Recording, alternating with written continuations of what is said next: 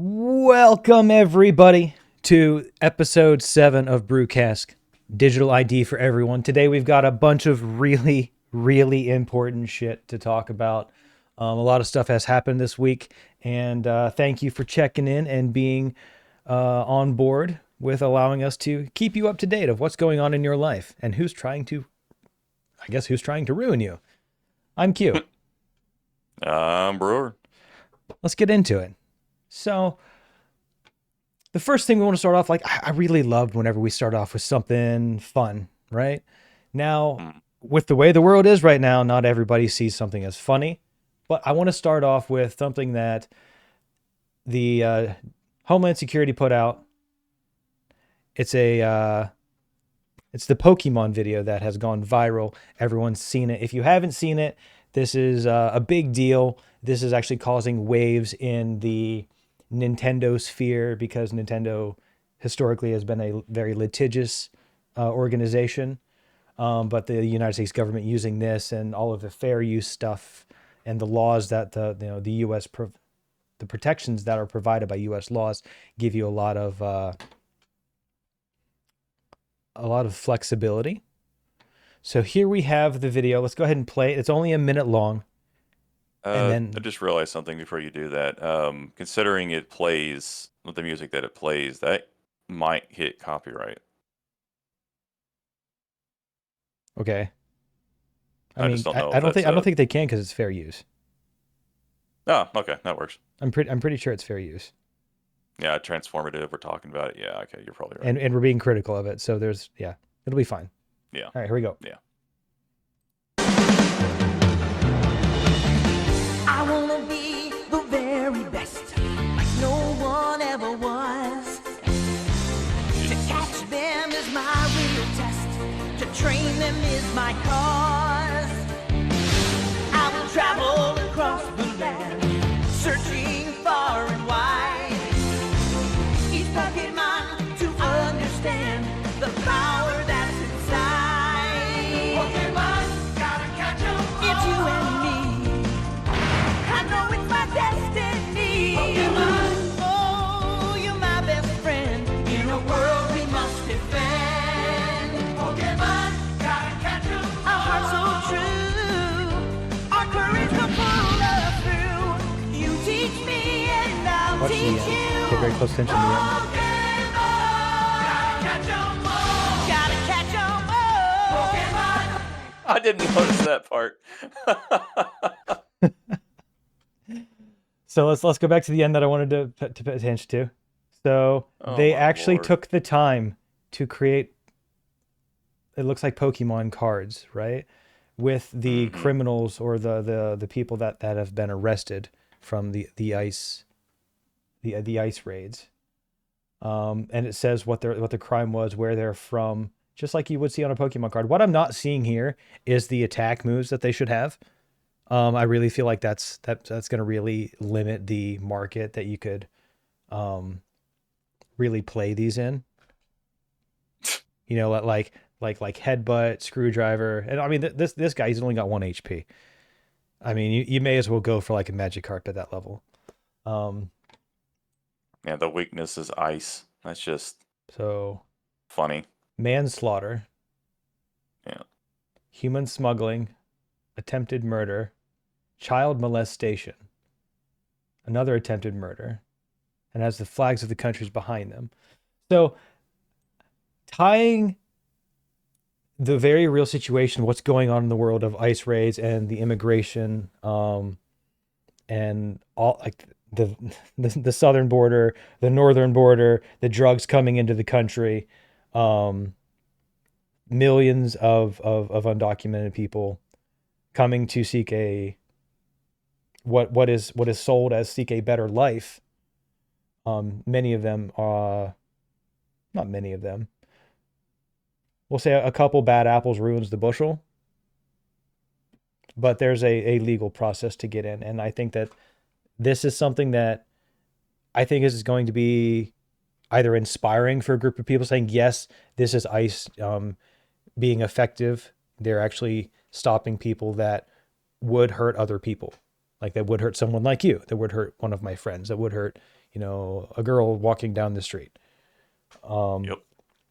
And it's important to just acknowledge that, like, not all the people are bad, but there are bad people that are taking advantage of this, and those are the people that will destroy things, and that puts everyone at risk. So I know that right now there's the left side of the aisle, the people who are very anti-ice. I believe that is still part of some kind of agenda or narrative that just can't it's not being let go. And I don't think that we're dealing with I don't think those people are getting the whole truth, or they've been subjected to an incomplete truth for so long that they can't understand what the truth is. Well, it's also cognitive dissonance. Right.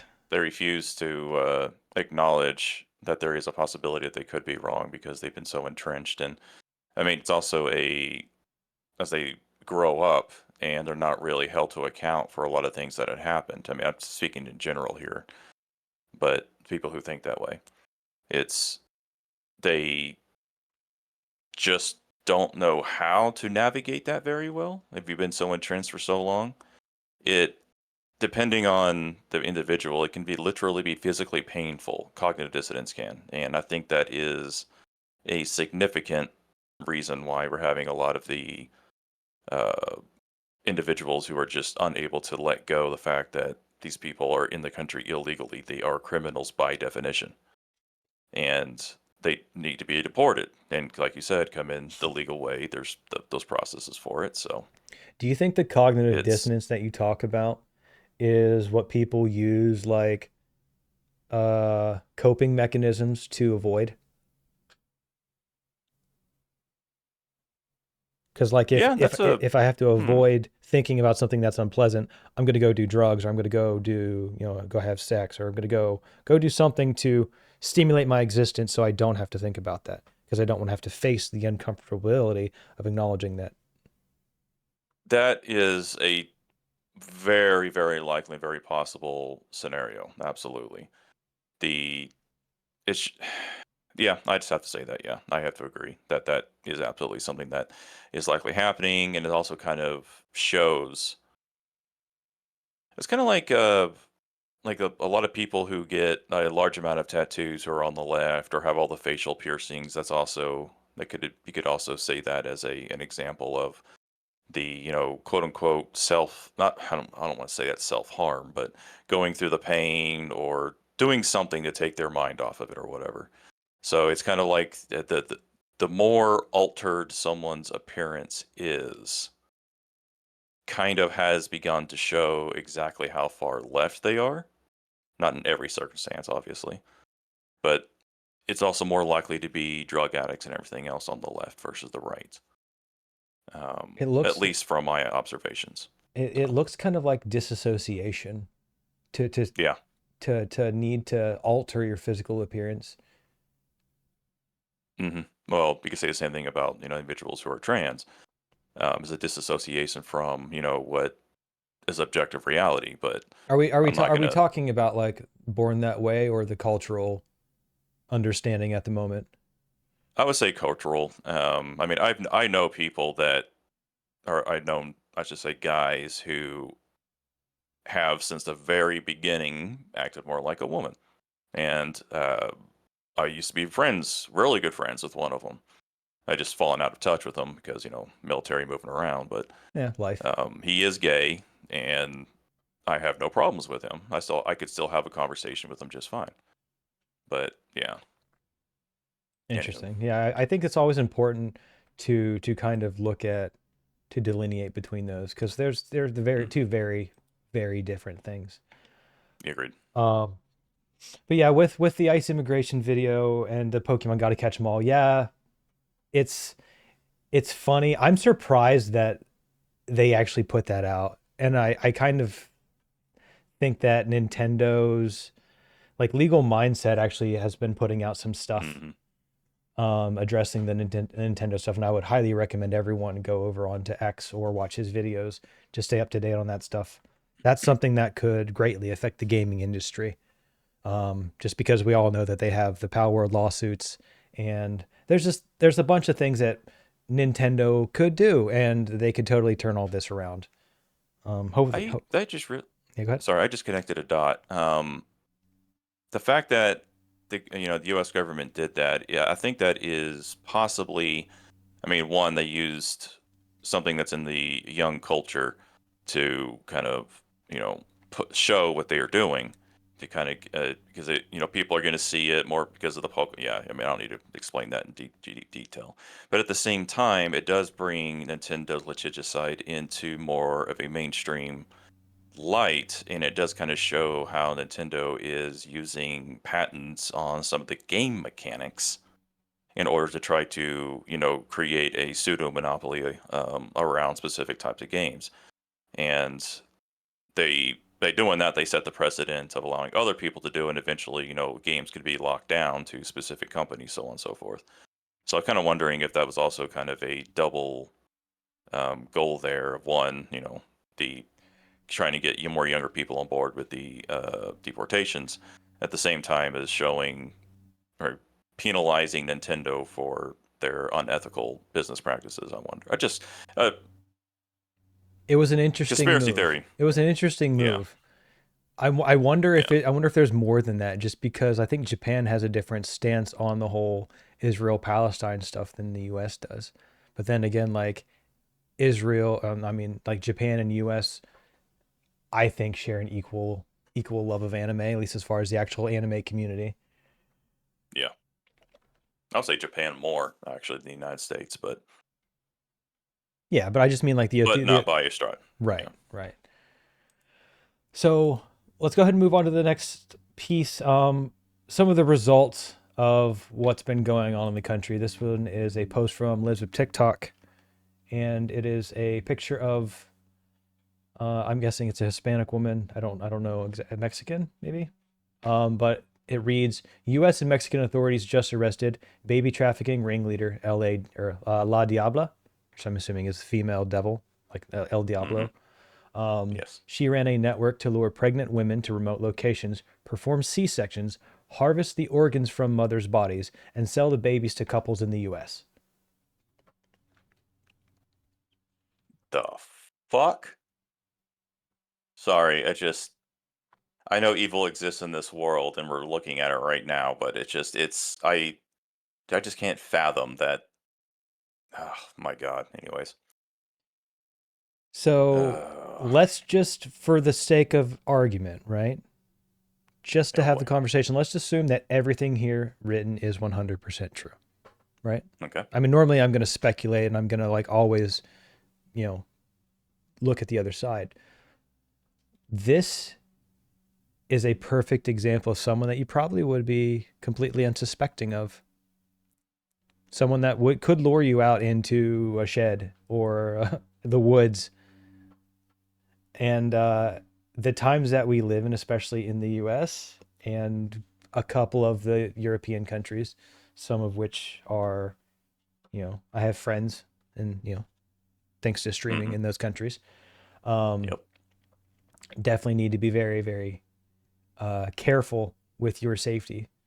This makes me upset with myself because of my naive take on how I approach life. Just because like this makes me acknowledge there is actual evil in the world, and this is I wouldn't assume some like this of somebody. I would say, oh, this person's completely innocent. Nothing could ever happen.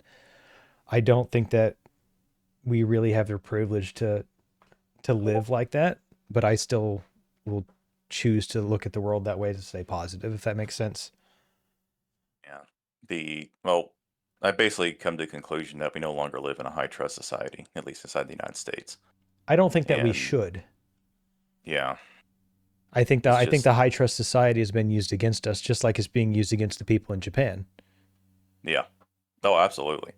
I've seen multiple posts about different European countries that don't have immigration and the level of high trust that is out there where people don't even have clerks in some of their shops because there's cameras, of course, but people will go in, shop, put down the appropriate amount of money, and walk out and take change and walk out. And those shops are mostly like in the countryside type areas, are kind of like a backbone of that area, and people need to have them around. So it's like this mutually beneficial, understanding between one another to not screw them over. But you cannot have that side of the United States anywhere inside the United States. What needs to Even in my small little exist? town, you couldn't do that. What needs to exist for that to be the case? Um, I honestly don't know how to answer that question. Outside of like a theological framework, I don't know how to answer that question. Do you think that a tight knit community of people that know each other and people that would go into the store and all that stuff would be the backbone to actually have something like that? Because that's what I think that you find in those smaller communities. Everybody knows everybody, everybody knows your business, Mm-hmm. but that also comes with the, hey, you're not supposed to be on that property, or hey, you didn't, people looking out for each other. The community develops that societal trust. The community has been ripped away. I think part of it's due to technology. Yeah. Oh God, yeah. Well, it's also, yeah, because how do I say this? I mean, if you think back before even, telephone was around, and the only real way of communication was either face to face, either by print or by like hand delivering letters through like the mail service. Mm-hmm. You had a significantly smaller group of people, and the exchange of ideas was kept very local. I mean, of course, you could go out to other, towns or whatever, but instead of taking an hour to drive someplace, you would have to walk 3 or 4 days to get there. So the information flow is definitely slower, dramatically slower, Mm-hmm. infinitely slower, actually, and by comparison to today. And because of that, like a lot of these radical ideas, regardless from what stance you take on something, isn't really like disseminated very far. Or it would be those radical ideas would be, stay within a local area. So as more radical ideas get out and more information gets out, it's just people are influenced, and it creates these kind of conclaves on the internet that are scattered throughout the world, or throughout the It's country creating or the global area. tribes. Yeah, it is. And Technology is, I'm almost positive technology is the gateway to a centralized system. yeah, It's the it only way kind to of make it work.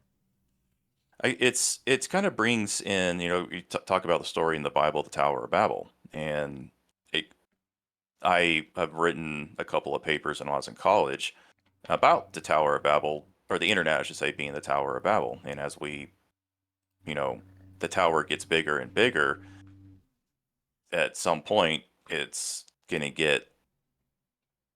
Are we gonna? Is it gonna get struck down? Is God gonna strike it down again? Is kind of how I'm thinking about it. Is that it just is this is what happens throughout history? Whether or not we're the first human civilization, or if there have been others before us, and every single time technology gets too high, we get struck down, whether it be by an act of God or even ourselves.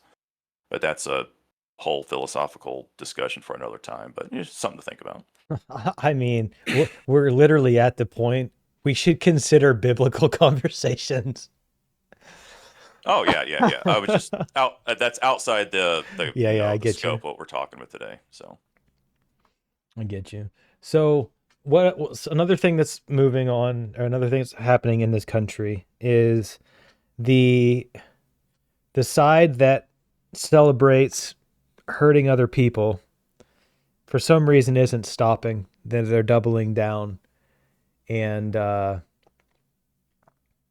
you're here a zealot. here's an example of someone talking about, what they want to do to ICE agents after Republicans, or after Trump is no longer in power. So this is something that is, I think, would be very raw, saber rattling for the leftists or the liberals that are still over way in the other camp. But this is something that needs to be taken very seriously if you are an American citizen, because we don't need to. I mean, the 4 years before Trump, the Biden administration, right? We have examples of what exactly they will do and what they've already done. So anything that's happening right now that Trump is doing or the administration is doing is because the precedent was set before them. So this is literally just playing by their rules. And you can't expect to ever win a game or make progress if you're playing on a different rule set than the people that you're against. Right? They're clearly not willing to play. 100%. They're clearly not willing to play ours. Right? So we have no choice but to use theirs. And I mean, the great thing is further. Yeah, go ahead. I was going to say, you can take it a step further. The fact that they exploited the fact that we were playing by a different set of rules, and while we did not exploit the fact that it wasn't in the inverse. I say we, but the right was not willing to go to the level of the left and to utilize their rules, but they would definitely exploiting our. You've used the phrase before, but I can't think of it. Exploiting our unwillingness to stoop to their level, I guess. Yeah, he's using our morals and values against us by people that don't share them. There you go. Yeah. Yeah. So let's go ahead and look at let's listen to this guy in his own words. It's a 43-second clip by just I'm guessing a normal person. He's got 62,000 followers. He's from an independent journalist, Hernando Arce. So let's see what this guy's got to say.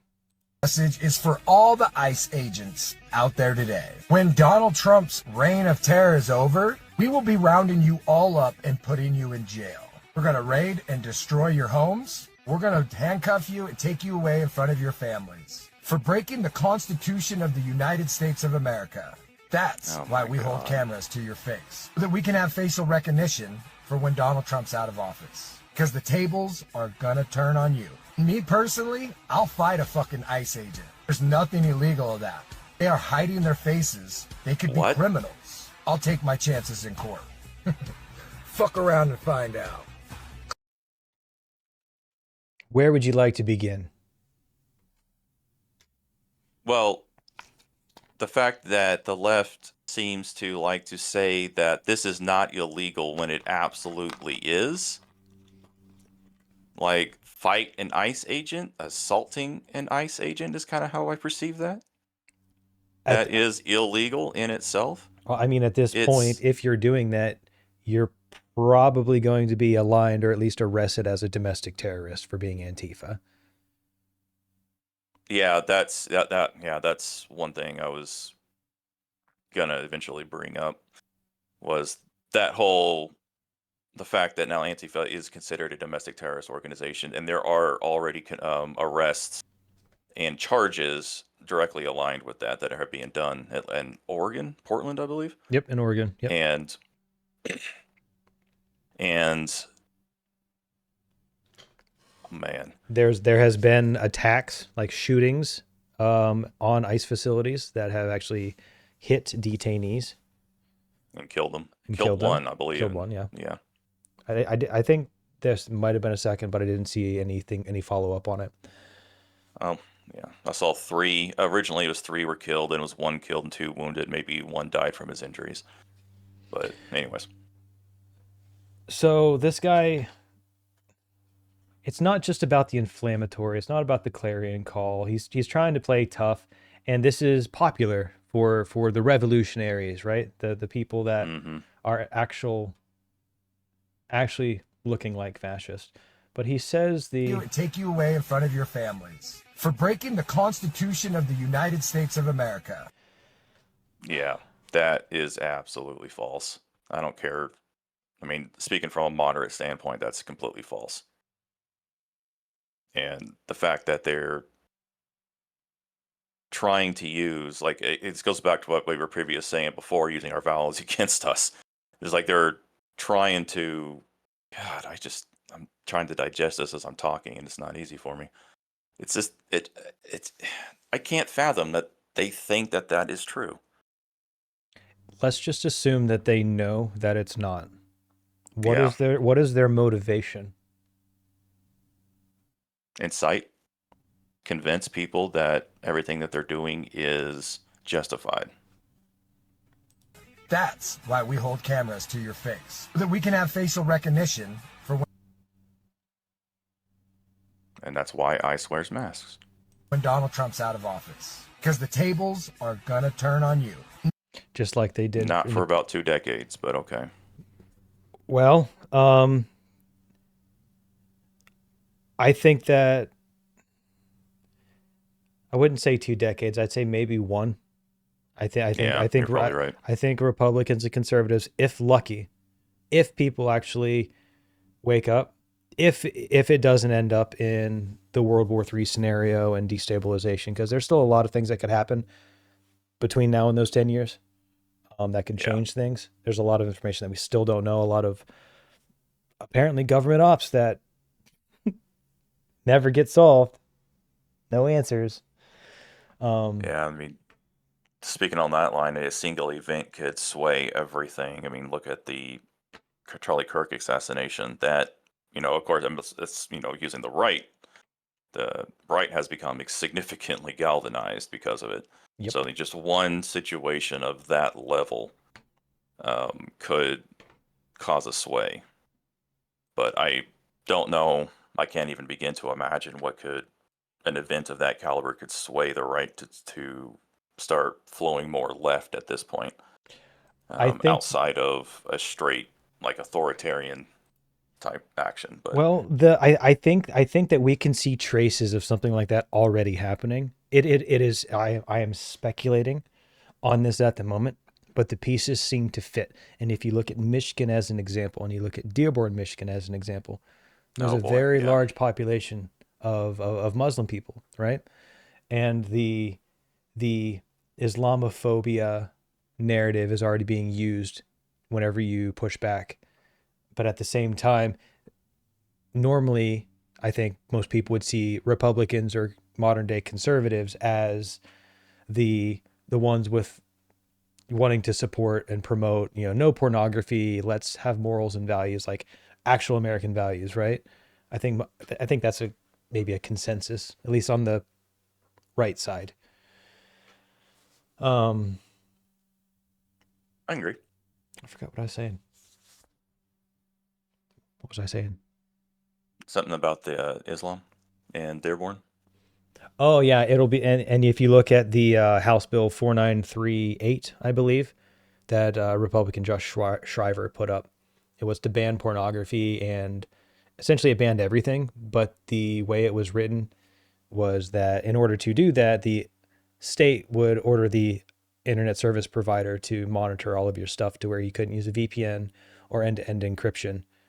So I think that the morality aspect that the Islam, like the Muslim people, will align with Republicans for those narratives, and that will be the back door to get some kind of digital control implemented, even if it's just a foot in the door to ramp up later.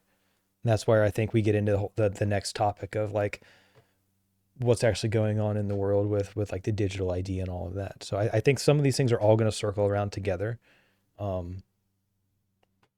Yeah, I can see it.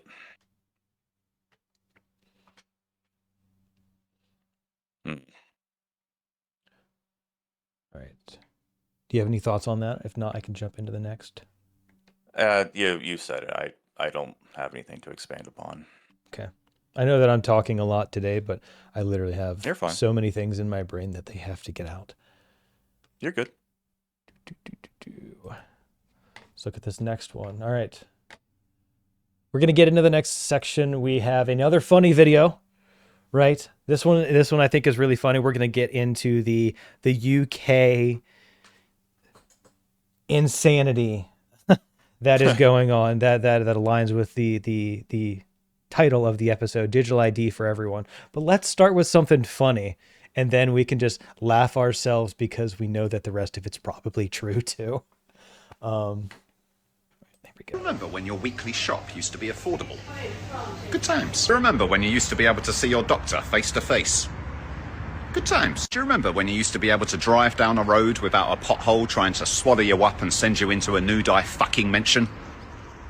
Good times. Do you remember when the trains used to show up on time? Do you remember when buses used to show up on time? Remember when fuel used to be cheap as chips? Remember when chips used to be cheap? Remember when your local high street used to be booming with businesses thriving, but now it's just full of betting shops? Sad times. Do you remember when the average person could afford a home, a car, travel, and enjoy the finer things in life, but now it's all turned to shit? Good times. Do you remember when the country wasn't run by corrupt, out-of-touch fucking clowns who actually cared and tried to do what was right for the country and its people? No, me neither.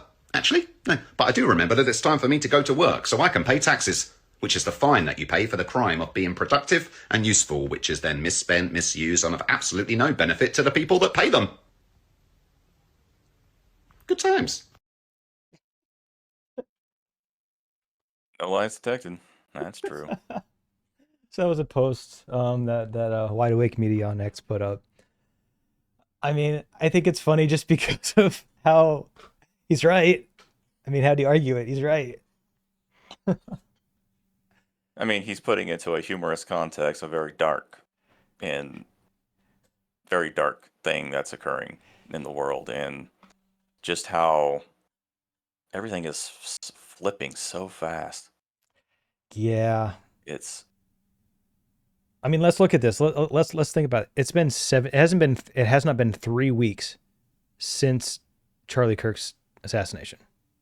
Mm-hmm. Look at how fast things have moved. Look at how ramped up things have gotten. And it has not. How much is happening all at once? Yeah. Yeah. There is no both sides argument. If it was a both sides argument, it would be over at this point. But that leads us to. I found this earlier in the week. I found this initial petition whenever it only had 40,000 signatures on it. And it's something that I've been trying to push on X and support every single time that I saw. This is apparently a UK government petition. And it's to basically say that they don't want a national ID system at all. And the reason that this matters is this is supposed to get them the ability to have it debated in front of Parliament once it hits 100,000. Well, they're about to hit 2 million. I was kind of hoping they would at least get to 1 million, but it's taken off, and it's because of the other stuff that has happened this week with what's going on in the UK. So if you guys are in the UK, or if you see this and there's still time, definitely go sign this petition if you do not think that the digital ID is a good idea. If you do, I have serious concerns about why you would think that. I'm always open to having my opinion changed, but I also know that for a fact there are bot farms going out and promoting it as a good idea, with reasonable takes. But once you dig into those reasonable takes, they fall apart pretty quickly. Essentially, what this comes down to is once you have a digital ID and it is centralized, you don't have privacy anymore, especially from the government. And that's something that you should never, ever, ever, ever give up. I mean, if you want to, there's countries you could move to and try it out before you go bringing it here. Maybe do that. But the UK is facing a very serious problem with this. And I think it's important to address. I want to open this up to you before I jump onto the next tab. Brewer, how do you feel about this? Well, the fact that it's about to hit 2 million and it was opened, when was it opened? 5 days ago? It was opened a couple days ago. Well, just doing quick math from how quick signatures are getting in there, it looks like about 6 to 8 a second are being added right now. And there's roughly like 68 million people in the UK.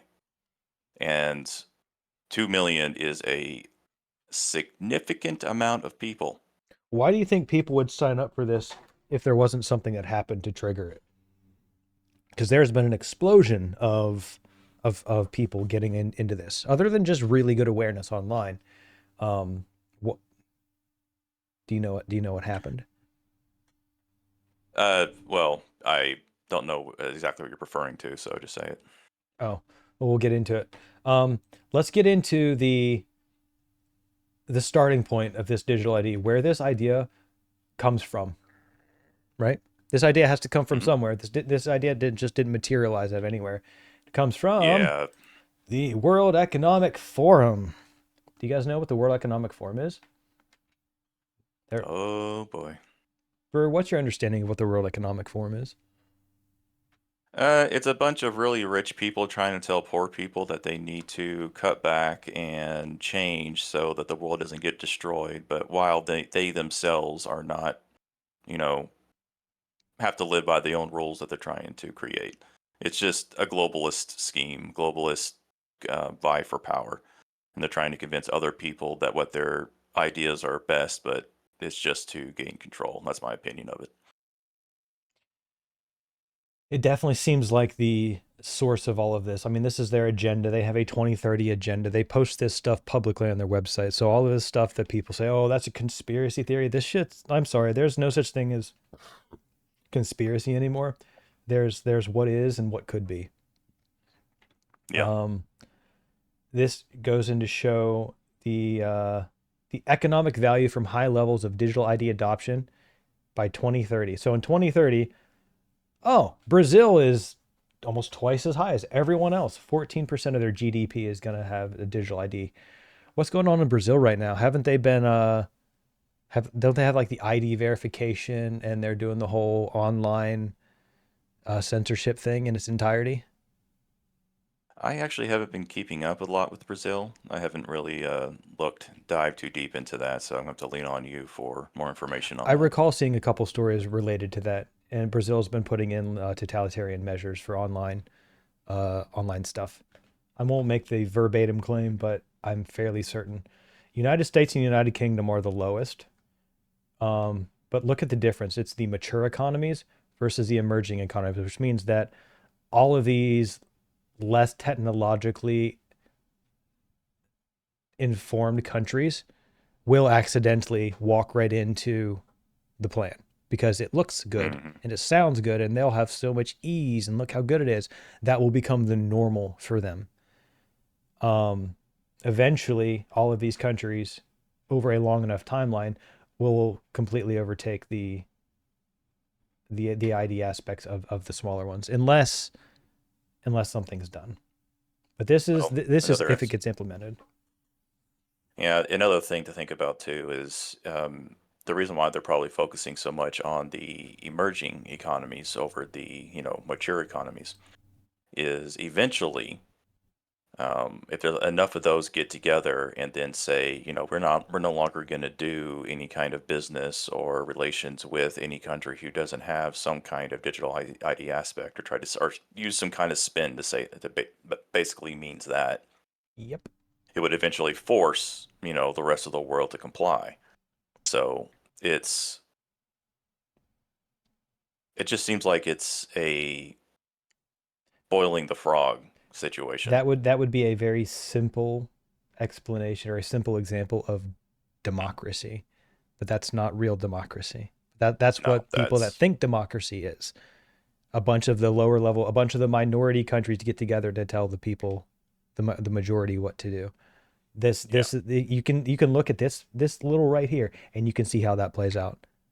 All of Hmm. the minorities attacking the other people. All of the minorities claiming Islamophobia or victimhood, or no, no, shit's over. Um,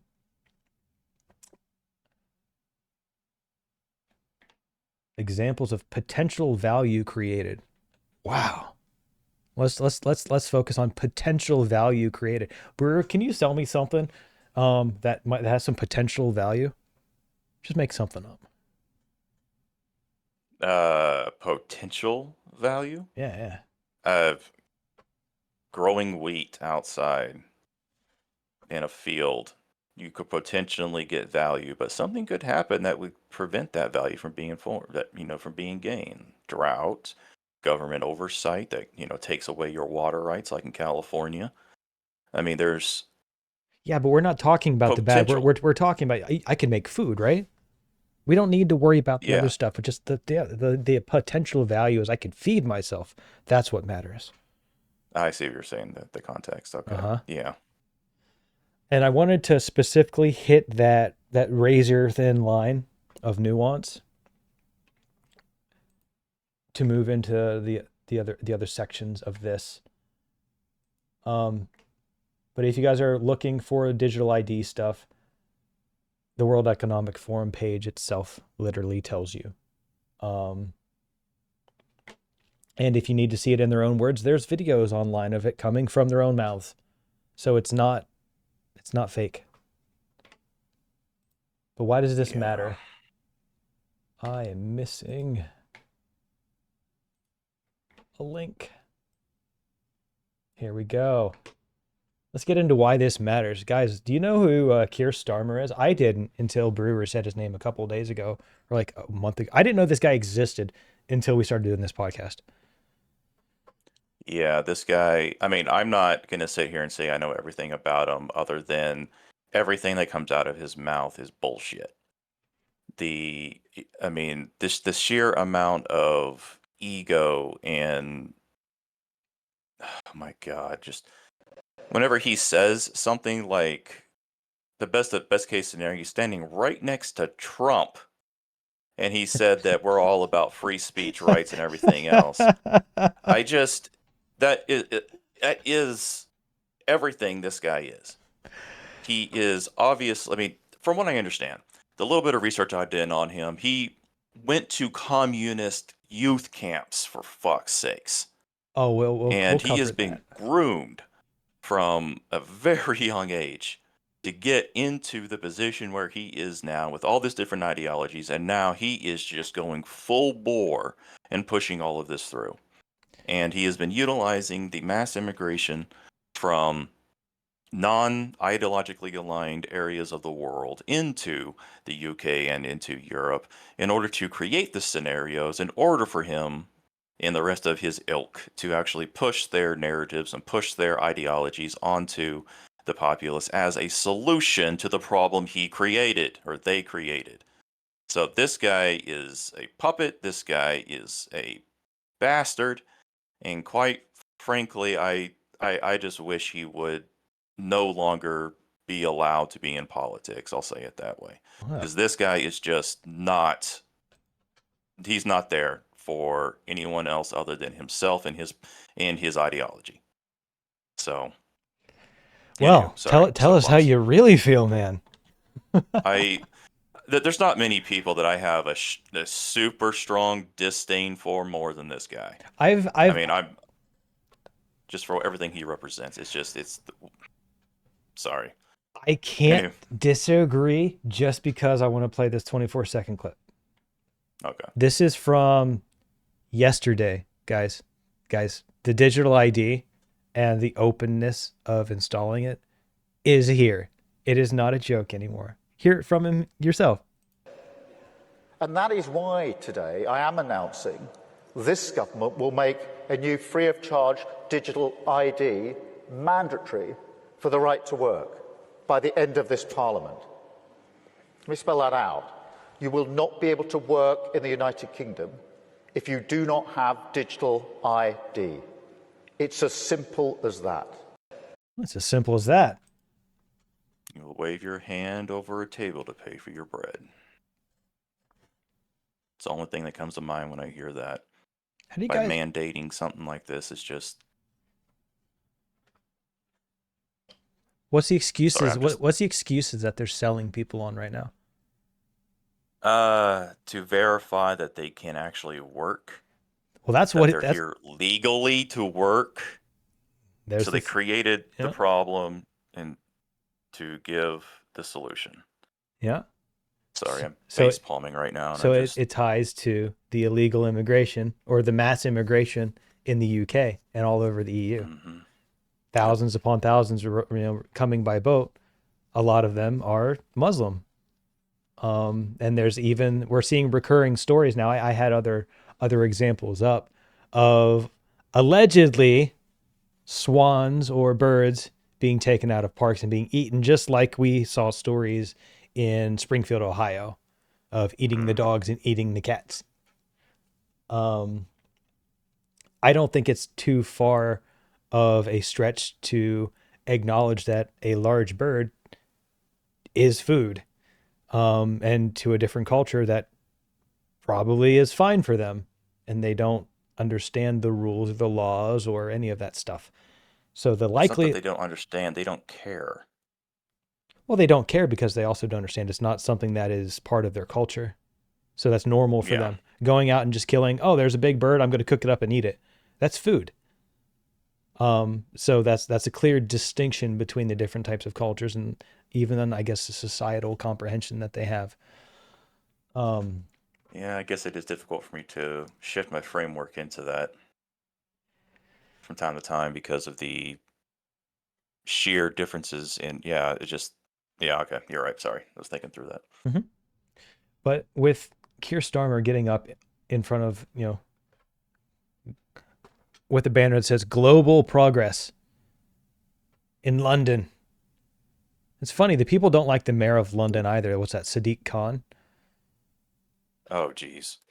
Yeah, I haven't looked too deep into that other than some of the little things that I've heard and seen and stuff like that. But yeah, that guy is something else. I haven't looked into him specifically, but I think that there are indicators that give me room for doubt.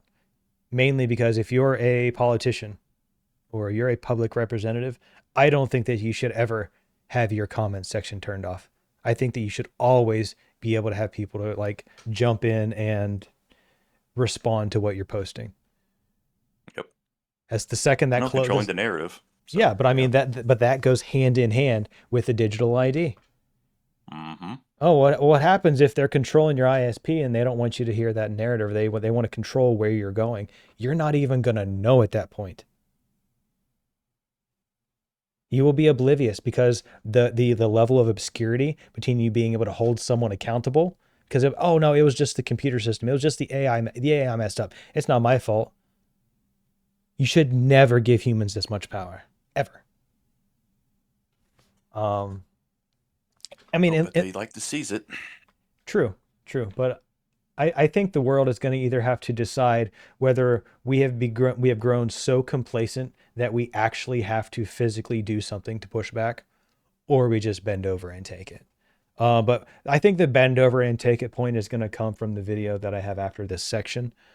I think people will understand when we get there. But Well, let me ask you this. yeah, Why do you think that the general populace of Western society, whether it be Europe or United States or whatever, why do you think that people have become so complacent and have not been pushing back in such a way that would prevent something like this from occurring? complacency, I mean, what is causing that complacency? Physical or otherwise? lack of real struggle. That is a good point. Anything else? Eroding morals and values, slipping away from the tenets of religion that formed the country. Those are all good points. I don't disagree with. Now, stepping away from ideology or some kind of mental reason, what are some? Can you think of any physical reasons Physical reasons for what? why people have become more complacent? I mean, everyone's keyboard warriors. Technology is part of it. Yeah, I mean, okay. I guess I'm I don't know where trying I don't to know where I steer don't know where it you're to a trying. I don't know. specific path. I don't know Yeah. where you're leading me. The fact that the amount of testosterone that is in Western societies has plummeted by like 40% or something like that over the last 20 to 30 years. And testosterone is, you can find many links to societies who have individuals of high testosterone don't allow something like this to occur. Exactly. Don't allow authoritarian regimes to occur. And so all the pharmaceuticals that are both in our food, in our water, the amount of estrogen actually that is in the Western drinking water is ridiculous. And because of that, whenever a male takes testosterone, or sorry, a male takes estrogen, it does decrease the willingness to push back, but does make them more aggressive, but not necessarily towards a societal impact like what is happening here. Yeah, testosterone makes So you it's societally disagreeable. Yeah. Testosterone makes you a Correct. the people, was it hypersensitive people with testosterone are like that. Yeah. So I whenever I see stuff like this, I keep thinking back to just how long has this plan been going on? I mean, we could go all the way back to like from Rockefeller and going forward and stuff like that, and all this supposed, conspiracies that go along with that. I mean, I'm not saying one is true or not, but it's all coming to a head. It's all heading toward that wall, and now calling a dam. And I keep talking about it with every episode we seem to have nowadays. But it's just kind of I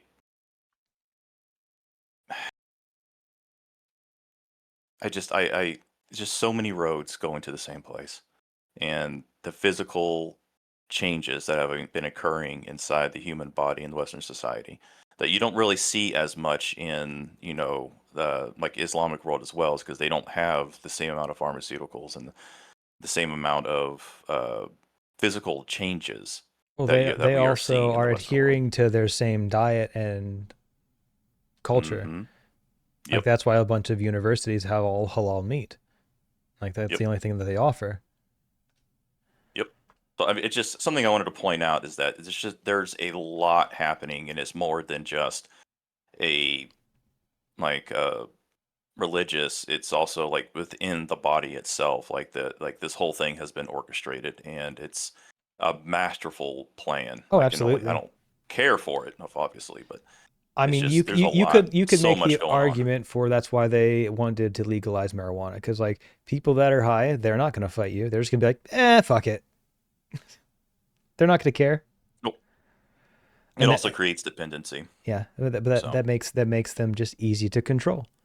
And I'm mhm. pretty sure there's even, I think there's estrogen from smoking it, or maybe it was something else.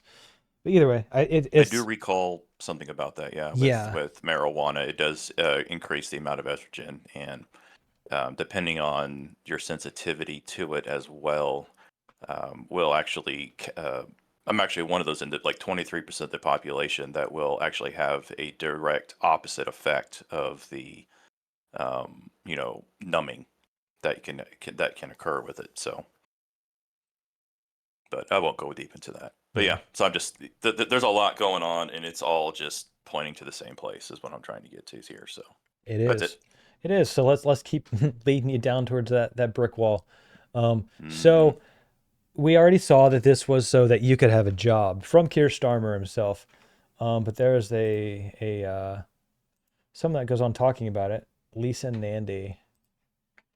Um, she wants to make sure everyone gets a digital ID, and this is from yesterday too. So let's go ahead and see UK citizens, what she feels about this. UK citizens will Well, what if I don't? will have to have one. Well, the plan is that we're going to roll this out by the end of No, the no. My Parliament. question is, what if I don't? What if I've got my job, so I don't need to show this to anyone? So what if I just don't do it? So if you don't have one, then you'll have a problem if you want to get a new job. No, I'm saying I'm not doing that. So I'm not seeking a job. So why should I get the digital ID card? Why do I do it? Is there some fine for not doing it? Is there an incentive to do it? I'm just thinking I've got no reason to do it. Yeah, look, this isn't a heavy-handed approach. We're not planning to go around finding people. But what we are going to do is make sure that everybody's got one. In the same way, Charlie, as you've got a national insurance number, if you're a citizen of this country, we'll make sure that everybody has a digital ID. So help me with this. I know we're plotting through this, but so everyone watching who's got a job has got a national insurance number. So when these digital ID cards exist, if I just go to my employer and show them my national insurance number, is that not sufficient? Are they being precluded from employing me? It won't be sufficient. I just want to be really clear about that. So they can't employ people unless they've seen one of these a digital ID. cards. Yes, that's right.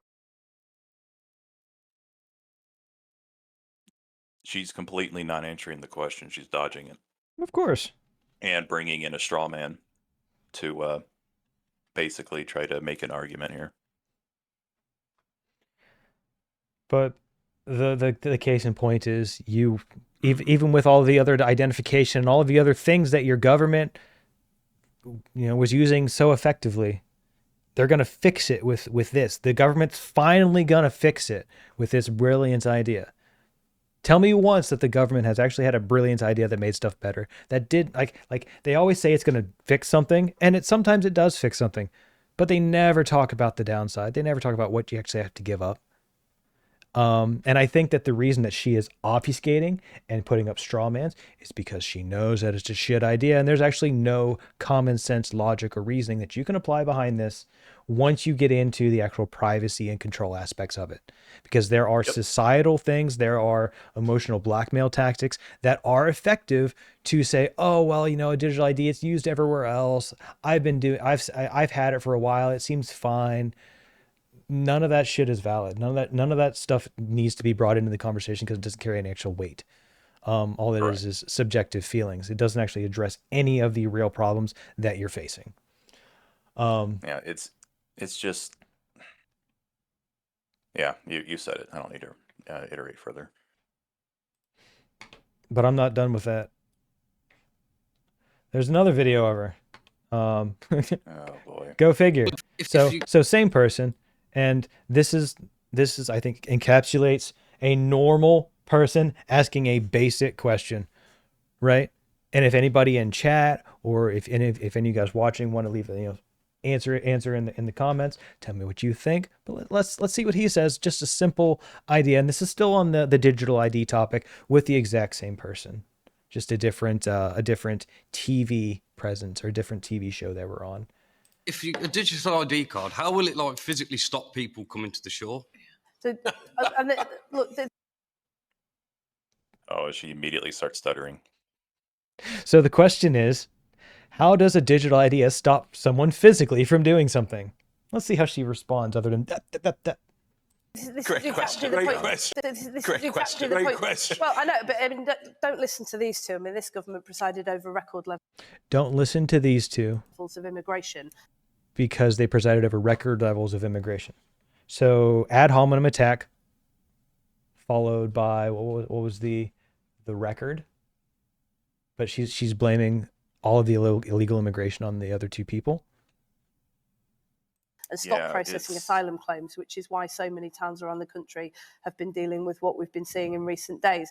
That's the point that I'm making, is that there is no one single solution to this. I tell you what will stop people coming over on small boats if we disrupt the criminal gangs. Disrupt the criminal gangs. So they sell it themselves. I tell you what will stop people coming over on that's complete obfuscation. She's not answering the question. She's not doing anything to actually prove or disprove anything related to it. It's just word salad of surrounded by stuttering to obfuscate the information. And of course there's no discourse or no debate able to go back and forth with this individual because she completely dismisses the other people there as they're bad, they're evil. They did this, so you need to listen to me, but I'm not going to answer you. This is exactly what the media does. This is exactly what we have seen time and time again. So the second you they do. But where's the line that you could totally turn this back on? Over record levels of immigration and stop processing asylum claims, which is why so many towns around the country have been dealing with what we've been seeing in recent days. That's the point that I'm making, is that there is no one single solution to this. There's no one single solution to this. So then why the digital ID? Mm-hmm. I'm sorry, you just undermined your entire damn argument. Yep. Why the digital ID? If there's no one single solution, you just acknowledged it. So then why do they need to invest in this? Yeah, well, it's of course, the writing's on the wall for us, and I'm sure most people listening to this. It's all about control and censorship, and they're just trying to use any and all excuse in order to push it out and keep the narrative going. As you say something long enough and repeat it enough times, people will just begin to believe it as fact. And that's basically all they're trying to do here. Which is why it is important that, especially during these times, if there is something important going on in the world and there's real information, talk to your friends, talk to your family. Information is power. say the same thing, because the only way to counteract the mind aspect, the psychological aspect of misinformation and repeating the same thing over and over again, is to repeat a true message over and over again. Yep. You have to participate in the narrative, or else they will run with it and run you over because of it. So that's the unfortunate side of participating in this space. And like, I think I talked to you about this a little while ago. It's like, I feel that I could get a lot of attention drawn to this specific podcast, but I don't want to use manipulative tactics to do it.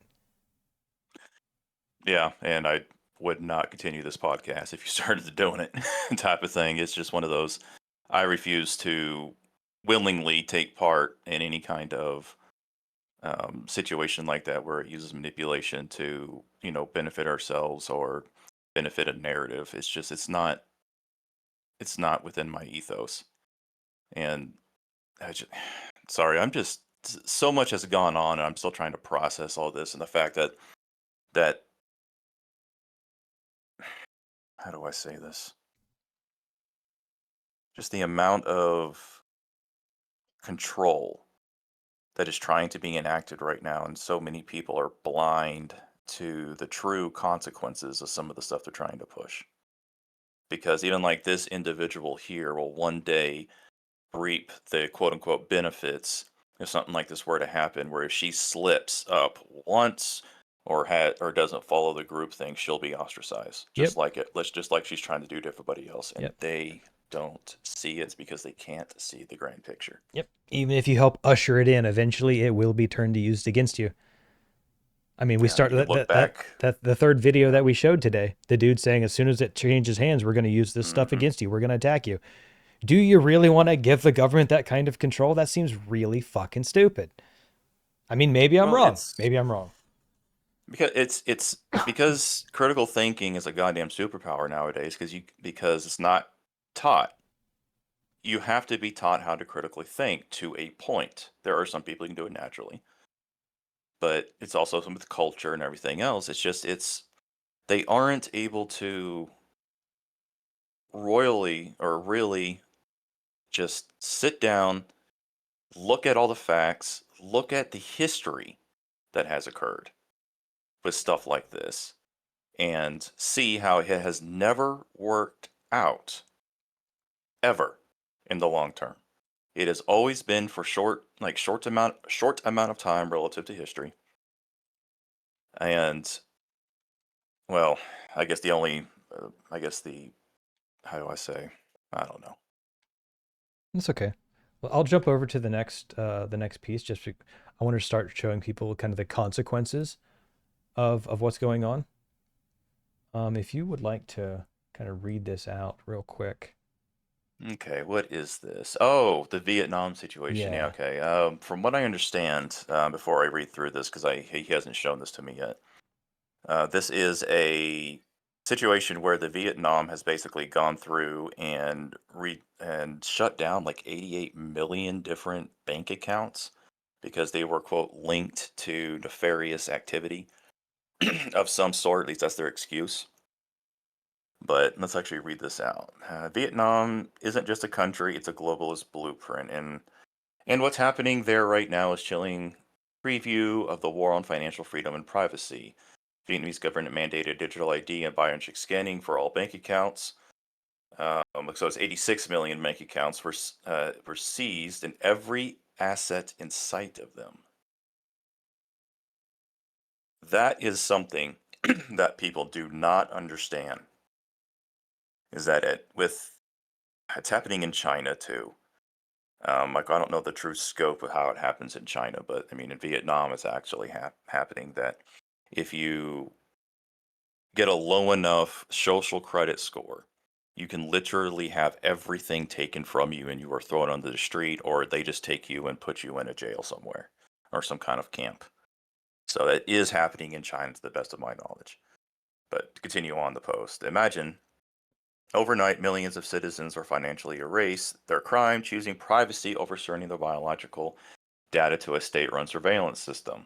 They are now locked out of the economy, unable to access their own money or participate in society. This is a live fire test. The architects of the New World Order are watching closely to see how much pushback they get. The playbook is already being rolled out in the West. Yeah. And the rest of it is just just goes more. into more of the details. Yeah. But yeah, you were right. They froze 86 million bank accounts. I saw the like the first post of this happening. I was like, I'm not going to need to cover that. We're still quite a ways away from that. But with Starmer introducing the just cut digital out. ID.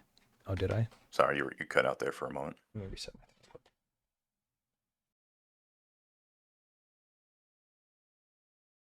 What's up?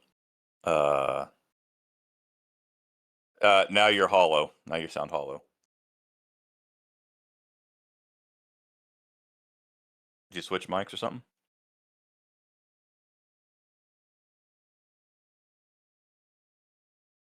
Technical difficulties, everyone.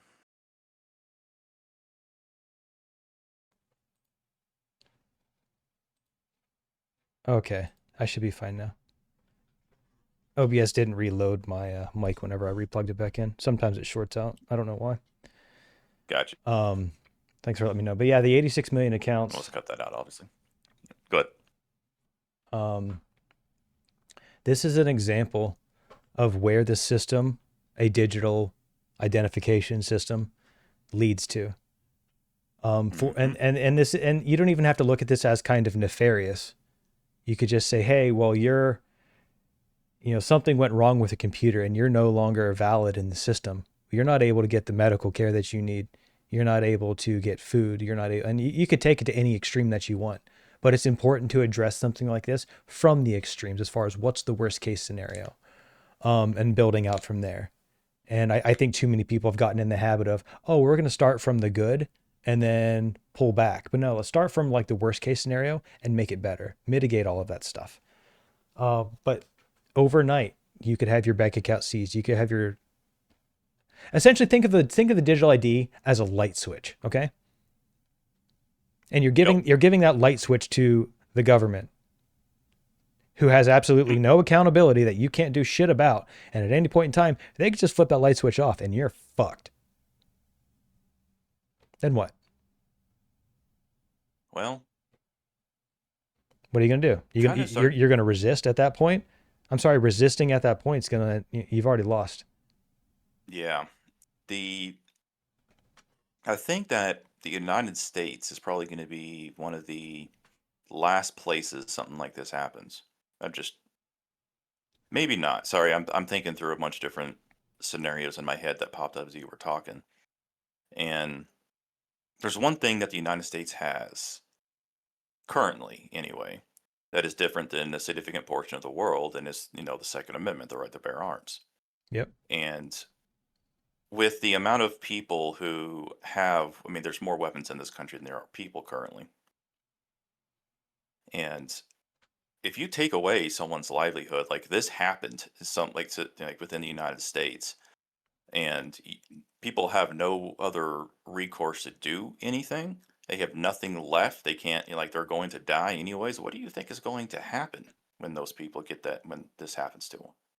And that goes to show why the pressure for gun violence and banning assault weapons happens. Mm-hmm.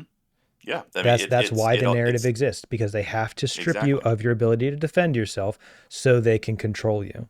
The digital ID is top down. The Second Amendment is bottom up. That is correct.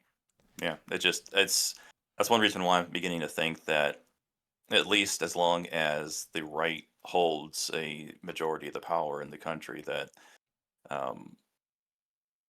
this type of event will likely be significantly less likely to occur, I'll say. Because even if whoever they be or whatever happens in the next 5-10 years, and they try to repeal or change the Second Amendment somehow, which I don't think you can really repeal anyway, so I won't get into the full constitutionality of all this. But it's not going to get very far, because the moment you take away the Second Amendment, then everyone in this country that has weapons now has a reason to use them. So I'm just kind of seeing like that the Second Amendment really is like the crux of how the American society has continued to be able to function the way it is now, The Second or Amendment even in the exists to past. protect the First, because Like, once you no longer have yeah, the First, you have no choice but to fight. And that's why that's exactly. why I think the country reacted the way that it did, as strongly as it did, because of Charlie. Hmm. That was First Amendment. Like, he was fully in that First Amendment camp. But they had no problem shitting on that and the entire country and all the people that felt a particular way about that. And addressing Yep. it with a complete lack of humanity. Well, you have changed so many hearts and minds that the same people that you call fascists are the same ones trying to keep the people who feel religious purpose in solving the situation. I think you were referencing like the Third Holy Crusade or something. There's been talks about that. There's been images and Yeah. AI images, and like, I don't think that's yet, but it's No. definitely something that I think is important to start tracking because of all the pieces that are on the board. And I used to think that literally everything was a left versus right argument, and after watching all the pieces move this week, there's at least 3 or 4. Yeah, and I guess since you brought up the whole crusade, it's the 10th crusade, supposedly, 9th or 10th, depending on your perspective of history. But I actually see 2 different possibilities for another crusade to occur. But I'm not going to dive too deep into that. But other than that, there are more threats that are basically coming up onto the world stage. Alliances are shifting, as you said, and stuff like that. I mean, So it's globally, we can see that in the UN, and we'll cover that Mhm. in just a little bit for sure. Okay. So I'll leave it at that for now. Then. I didn't cover all of the states, but I think that we have something to at least show some examples, and it ties back into some of the other stuff that we have. So let's go ahead and get into the next section. I want to use this as an opportunity to go from the digital ID and how bad of a or good of an idea you may feel that is. Bad. And we'll get into something that I don't know if you were watching, but Trump gave a really strong speech, and everyone's like, oh, he's destroying the deep state, and he's talking to all of the globalists at the UN. Because Trump is the the great white hope, and he's the savior for the world, right? Boy.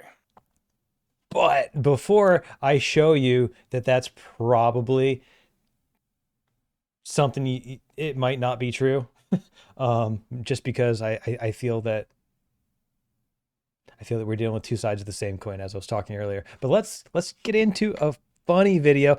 Now, warning for you all, this is gonna be kind of some adult humor, but it's pretty damn funny. Your humor sometimes, man. I can't help it. I'm weird. I mean, okay, I will stop showing videos like this and stuff that I think is funny when other people send me stuff that they think is funny, okay? Until then, deal with it. All right, here we go. Point taken. This is on YouTube. It's a short on YouTube. It's really funny. So let's see what happens. Oh no, please, no butt stuff! No butt stuff! Why do all these Germans think we shove metal rods up their butt? I wish I didn't, but I know the answer to that. You know, the fact that the scanning process is non-invasive makes me proud to come to work every day.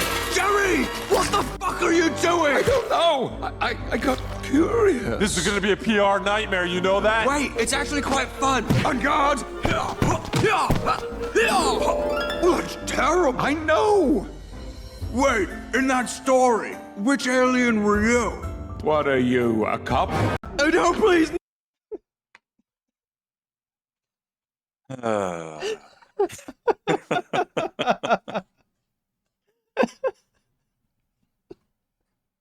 Now the question is how does this tie into the next segment? Because it did bring up butt stuff right immediately, so Well, I kind of do have a question there for you. That's perfectly fine, because there's no better way to fuck yourself than to believe in something than to immediately be proven wrong. Right? Yeah. All right, so I'm gonna play the next video. This goes into segue about something that Trump said at the UN as well, and I think that it's important because it's something that people need to pay attention to, and then we can go into the likely need for it. But let's hear it from his own words first. So this is Trump at the UN from a couple days ago. I'm announcing today that my administration will lead an international effort to enforce biological weapons convention, which is going to be meeting with the top leaders of the world by pioneering an AI verification system that everyone can trust. Hopefully the UN can play a constructive role, and it will also be one of the early projects under AI. Let's see how good it is, because a lot of people are saying it could be one of the great things ever, but it also can be dangerous, but it could be put to tremendous use and tremendous good, and this would be an example of that. What's your takeaway from that? Yeah, go ahead. Replay the first few seconds. Mm-hmm. I'm announcing today that my administration will lead an international effort to enforce biological weapons convention. Stop. Which is biological weapons convention. The biometric that he is referring to under this, what the context of what he says after is that to use some kind of AI to prevent the dissemination of biological weapons.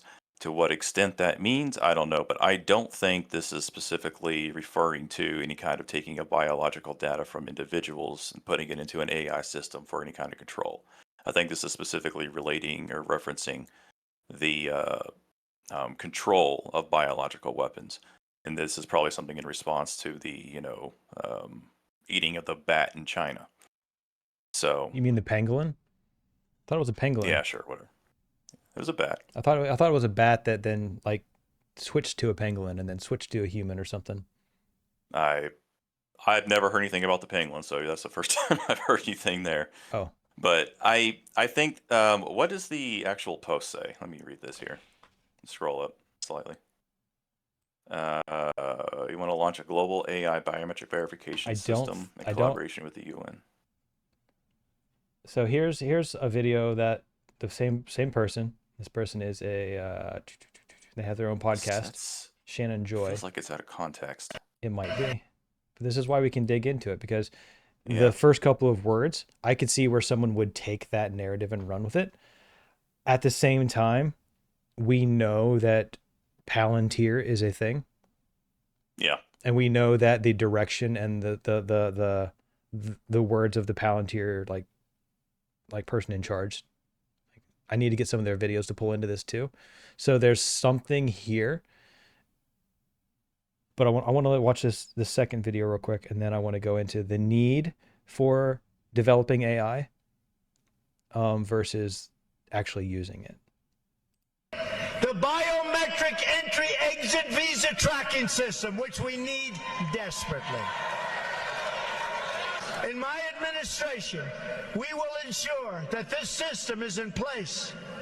And I will tell you, it will be on land, it will be on sea, it will be in air. We will have a proper tracking system. What does that mean? Within the context of that, right? I mean, I'm specifically going by the words he's saying here. Right. And I will wholeheartedly acknowledge that you cannot. Okay, you can, but you shouldn't make a decision just off a 30-second soundbite. Yeah. So but basically, it should. Yeah. Good. I was going to say just the fact that he said, he prefaced it with immigration. So they have a full biometric setup for anyone who immigrates into the country. Isn't that what they're doing in the UK? Digital ID? Or the visa. I don't see that as a one-for-one. I see the parallels that one could infer from that. Mm-hmm. But again, just to preface this too, it's I'm not defending anything he's saying, but just from the words that were spoken that were in that clip, I see it as a way to track individuals coming into the country and not necessarily the American citizens that are already here. So it's a way to better verify someone's past from other countries that are coming in, possible for asylum or even become naturalized citizens, or But they just would also to, have to, they would have to have that information in that other country for their pass to yes, even matter. yes. That's, I mean, that's one side of it. But it's just, but even if they are completely unknown to the rest, to the United States in any way, shape, or form, they come into the country. You take all this biographic information, you'll be able to easily find out if they do commit a crime or there is some kind of DNA, let's say evidence left behind. They would immediately begin to know exactly who it is So it seems like because it's some you're kind of in. imprint. Are you in favor of the digital ID then? No, dude, you're completely misconstruing my I point. might be. The just kind of, I know this is not going to be easy. Remove the digital ID from the equation just for a moment. Okay. Just from what he was saying, it sounds like that he just was talking about creating a system to be able to track anybody who comes into the United States, whether just for a visa, for a visit, or any kind of immigration. That's it. That's what I was saying. Would that create a type of digital ID for that individual? Probably. I would have to say yes. But don't we already have stuff like that? Probably not as robust as he wants, considering the mass amount of illegal immigration, everything else coming into the country. But then again, that really wouldn't matter because the only way you can really get this biographic information, they came into the country legally. So yeah, this does sound like a Trojan horse. It does. Because once you have it in, and it's the exact same. It's slightly different approach, but it's exactly the same that they're selling in Britain right, or in the UK right now. They're saying, oh, well, because of illegal immigration, we can help identify those, and it'll streamline that. No, that's not true. That is a lie. All that matters, all people that need to understand, involving a digital ID or any kind of AI privacy system, is bad. Is that yeah? Yeah, I wasn't. I can make it clear, I wasn't defending it. I was just taking exactly word from what he was saying. Oh, no, that's fine. But I mean, that's why I want to challenge it. That's why I want to challenge and ask. So. But once you give up that ground, you're not going to get rid of it. Mm-hmm. Like I think that there is real uses that we can have AI and robots part of our lives to make our lives better, but it should not come at the cost of total control. I don't think convenience is ever. I'm sorry, convenience. All convenience is going to do is cause you to become more depressed because you won't have a purpose. And then you'll need more SSRIs to make you more compliant. No, don't get me going down that rabbit hole. I mean, it's intentional at some point. You have to look at this all at some point and be like, this doesn't happen by accident. It doesn't. No. Yeah, the SSRIs, that's a good point. But I wanted to touch on the potential of that system, just because I don't think that we should trust a government complicitly or implicitly ever. Just because, the globalists at the UN might not get their digital ID put in, it doesn't mean that there are not multiple other trajectories that are currently being pursued to fuck you. And not in the good way. Like we're talking no lube, straight up raw dog in that shit. That's what's going to happen. Okay? Oh, military speak. Let me ask you this. I'm trying to figure out how to phrase this question. So, do you think, just based upon what you showed there, that Trump is in some form does want a digital ID system inside the United States? Or do you think he's being controlled, or like someone's whispering in his ear like wormwood? And no, I think that this is where I need my conspiracy hat. I think that he's the other side of the coin. I think that the Democrats and the Republicans, and I have always long thought and suspected that politicians are just really bad actors that couldn't make it in Hollywood. Because there's always been that weird connection between Hollywood and the media and politicians for some strange thing. I mean, I guess Hollywood because of culture and all that, but like a lot of the stuff, like a lot of the posturing a lot of the ICE comments, a lot of Nancy Mace, oh, we're gonna send this strongly worded message. No, motherfucker. People want change. People are tired of you saying, oh, we're gonna say no. We're gonna tell you that you're bad. But it's okay if they continue to kill us and continue to ramp it up. But we're not allowed to do anything. And that ties in directly to my problem with the whole defensive posturing, even though, taking the offense, you end up like Tucker, you end up like Steve Bannon, you end up like all of the people who, with good intentions, ostracized, yeah. And they'll do anything just to make it painful for you, because the punishment is the process. And they're starting to realize that because the lawsuits and the stuff is going the other direction. Unfortunately, Republicans do not have the luxury of losing the next 2 elections. Yeah, but at the same time, Republicans aren't exactly doing anything to hasten the correction of the country. Which makes you wonder, why the fuck does everyone disagree with a third party? How would a third party not be better? Oh, it's indoctrination. Yeah. But I mean, 100%. both sides do it because they would lose control. I still wholeheartedly believe that the Epstein list was a list of power. If you have that list, you wielded the ring of Sauron. Because that's a good point. Real quick side note on that. Supposedly, I saw something of this. I don't remember the exact wording, but supposedly the Epstein list is supposed to come out in the next 3 weeks, which I think is a bunch of horseshit. But that they were going to release it within the next 3 weeks, and October is going to be. I don't like the connotation, but I have seen it called multiple times Bloody October.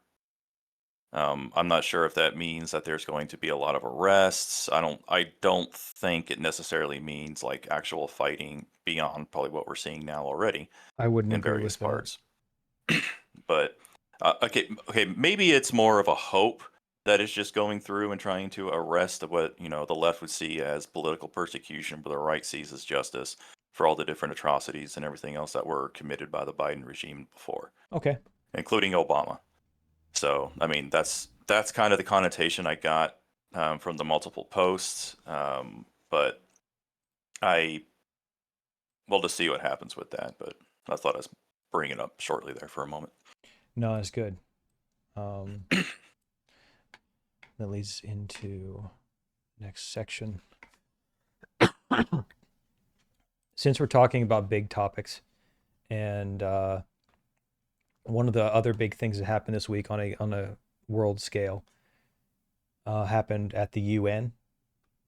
So I want to cover something that happened before, and then there's a clear separation happening, or at least being presented in the UN. But let's start with a post from the U.S. Secret Service. There were essentially cell phone SIM servers, or SIM card servers, with 100,000 SIM cards found in New York that was capable of crippling a telephone network. And this was found before the UN General Assembly. Just a telephone network. Yeah. What based on your experience and knowledge, I feel like I've seen half the country. I feel like I've seen this before. I feel like I saw something exactly in this same vein back when Parler was alive. Who? Parler, the app. Oh, I do vaguely remember seeing something along the same vein, like you say, but I do not recall anything about it. I remember seeing images like this before, though, but I don't remember any context to it at all. So, what do you think the capabilities of being able to completely, I guess, saturate a network in an area? You could overload phones. You could stop people from getting emergency services. You could create gaps of communication where attacks could happen. Again, we're talking at the UN, where there's a bunch of world, high-profile world people there. Well, there's two things you got to consider here. One, it was near the UN. but it's just that they happen to talk about it shortly before a UN assembly. So of course, people will naturally create the connection. But so this could be something related to the UN or the meeting of all the leaders. That's not really something I'm going to hold a lot of water to, because something like this had to have been set up for a while, or it takes a while to get all of these in there, because you can't just order all of these online and they get shipped to your house type of thing. Yeah, this wouldn't have been put up in like a week. This would have taken a lot of time to piece together and all of that. So I guess, what do you think a purpose behind it could have been if you do not think it was originally intended for the UN? I think it is more intended to, well, the thing about intelligence is that there's multiple pieces to it. You can't look at this as just one single entity. It's one component. There were other reports that I saw that had a lot of quote unquote terrorist cells in the country were supposedly buying up uniforms for EMT, police, security, and anything else you can think about within that vein. Well, the police And treads so if they water were to- because if you look at Charlie Kirk's memorial, there was someone dressed up as a police officer. Yes, exactly. And the kind of situation that, okay, let's just say it straight out. A terrorist attack occurs. They activate this jamming system, for lack of a better term, where it then just sends out so many texts or makes so many phone calls or just overloads any kind of a 911 system for an area. It will prevent first responders to get to the terrorist attack, assuming it wasn't just in one location, but let's say it's multiple around New York. Like every other block, there's some kind of attack going on or something like that, let's say. Right. And then at that point, if there's no real first responders able to show up, then the fake first responders will show up, and it appears that they could begin to, give care, and then they turn around and do the next stage of the attack. Yep. Then you have another part of individuals claiming that they are bringing in people into a hospital that are injured, and they get in and they're basically shoveled through because the guy looks like he's bleeding. Yep. Then all of a sudden they start doing the attacks. This is one I don't say small, but one facet of a multi-stage plot that could have occurred. And at the same time, kind of, that's one side. Another side that this could be for is simply the overloading of a communication system for just a generalized terror attack for a specific location, not even in New York. A system like this has the capability to impact literally everywhere in the world. So you can also think that since all this was centered in New York, very close to the UN, there's a lot of military type presence in other government facilities that are very close to the UN. It could be safe to assume by a foreign government, a hostile government, that they have some kind of attack against them and they all trace it back to New York. Could be. So it could be like that could be used as justification for an attack. A false flag, yep. Correct. I forgot about considering that as a false flag. Shame on me. So yeah, that's, of course, you know. So the fact that it was framed close to the UN is that there is a narrative that was formed to try to bring this as some kind of attack or nefarious plot to the UN. And honestly, just my own personal opinion, that would be an almost CIA level type psyop in order to obfuscate the true intent of what this is for, whether or not they know what they do, or they know or not exactly what the intention of this was, whatever. To also point the fact that there is some kind of nefarious actor working inside the United States to target the UN. I'm going to make a leap. Not necessarily, anything else I just said. Yeah.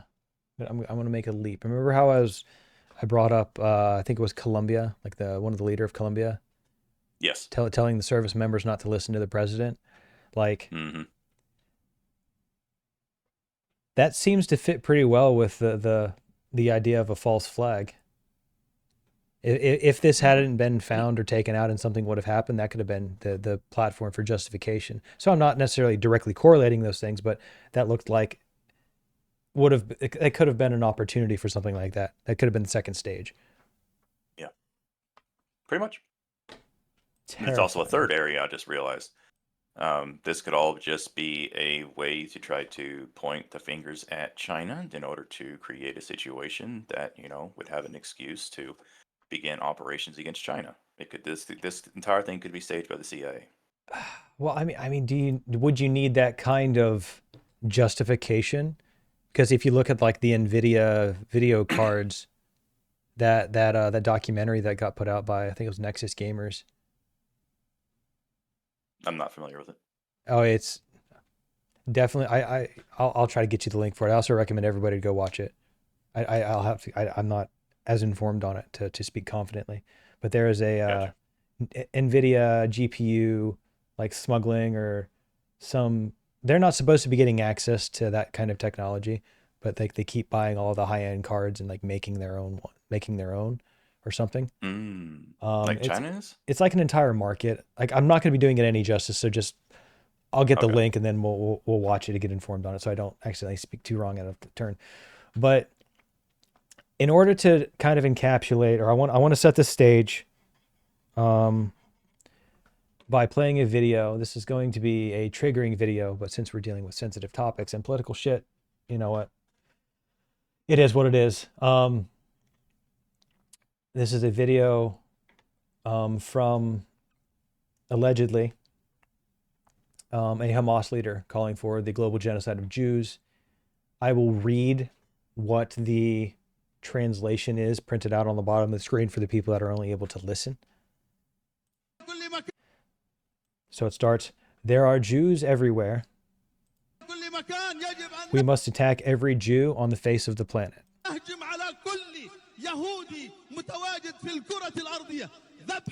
We must slaughter and kill them, God willing, enough of being angry. We're fed up already. We're ready to explode. And you, the people of the West Bank, how long will you keep silent? We want to see knives. 5 shekels. How much is a Jew's throat worth? 5 shekels, or even less, God willing.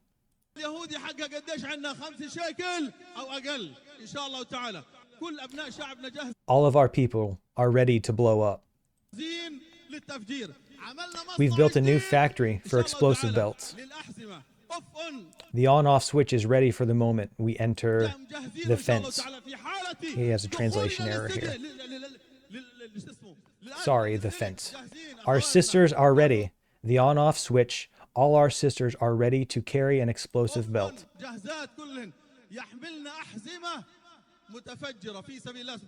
We'll open up a gateway or 2 in every camp, parentheses along the border, and we'll continue to harass you until we reach you.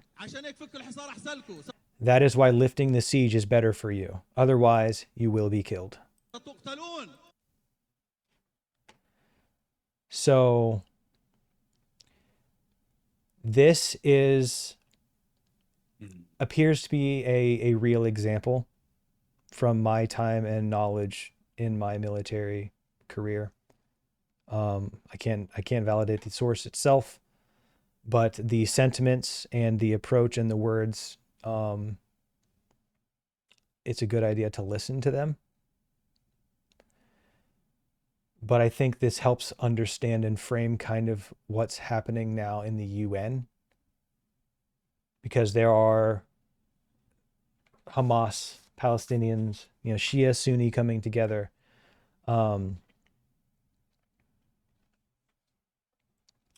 What's my word here? What am I thinking? There's part of the world that is supporting the victim narrative, and they're trying to claim. I mean, they are claiming the Israel genocide. So on some level, people making the claim that Israel has committed a genocide isn't necessarily inaccurate. There is some there's some foundation of truth to that claim, but that's not all of the context to fully understand the situation. So there's people that will say, oh, well, it's the worst thing ever. It is bad. But at the same time, we're also not addressing, or those people tend to not address the reality of Hamas tactics of positioning themselves in schools or in hospitals or in apartment buildings. And they have the support of their people. That's the thing. So they're protected by allegedly innocent people. And I think that this kind of encapsulates the ability for people of this particular religion to twist it to an extreme view, to where it's okay to justify anything in their minds. But I said a lot here. Is there anything that you want to add? The fact that this conflict has been going on for hundreds of years, not necessarily just, Israel and Palestine, West Bank and whatnot, but just in general, hundreds of years. And it has become so generational, the hatred these people have for one another. And now that, them having, for, I guess, the U.S. now by extension, it's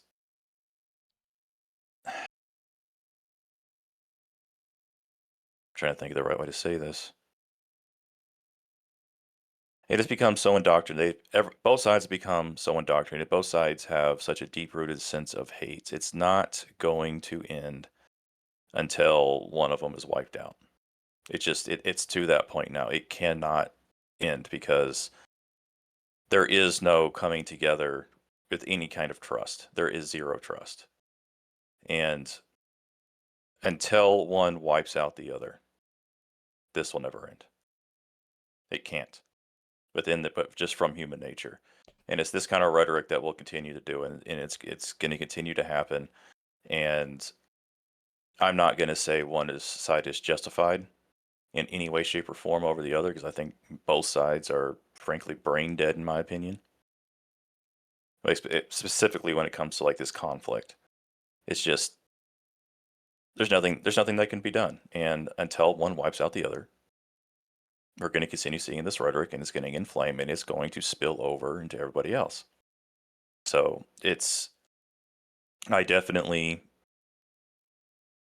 have a thought process. I'm not saying I believe it or not, but there's definitely a scenario that exists where this is going to directly cause a war like we have never seen before, even beyond anything we can see in World War I, World War II. Not this specific video, but the whole situation where it's coming to now. Well, you're talking Especially you're talking about cultures that don't mix. Yeah.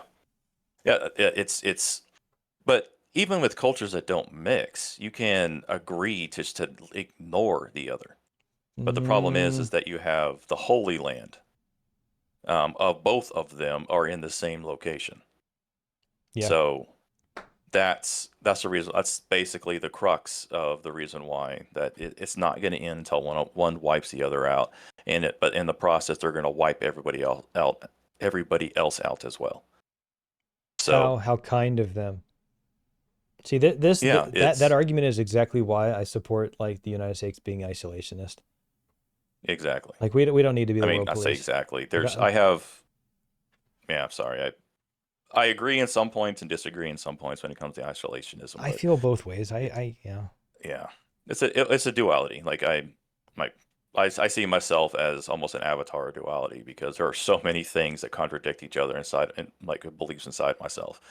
But I come to terms with that and understand that, there is no black and white to everything. There's some things that are black and white, but not everything. This is something that's black and white, though, because they're just so diametrically opposed. It will not end until one wipes the other out. Right, and there is no assimilation, because both sides are like we're definitive proof, but until you get into the actual historical biblical context of things, a lot of people are completely unaware of the history and any of the research. Mm-hmm. I'm not super informed, but I'm informed enough to know that I'm comfortable with where I'm sitting. Well, I've actually had discussions in the past with guys I went to college with that are Muslim, and people like this guy I would respect. He got me one of my jobs, for fuck's sakes. So, and he knows that I'm a Christian, and he and I are able to sit down and talk with each other, and you can guess to who when we start talking politics where it ends up going and who we start talking about, because it's not directly related to either one of us. So of course we have a mutual, how do I say? There's a third party that which we could speak about that isn't directly, insulting one or the other between us, type of thing. Yeah. And how do I say this? What was I going to say?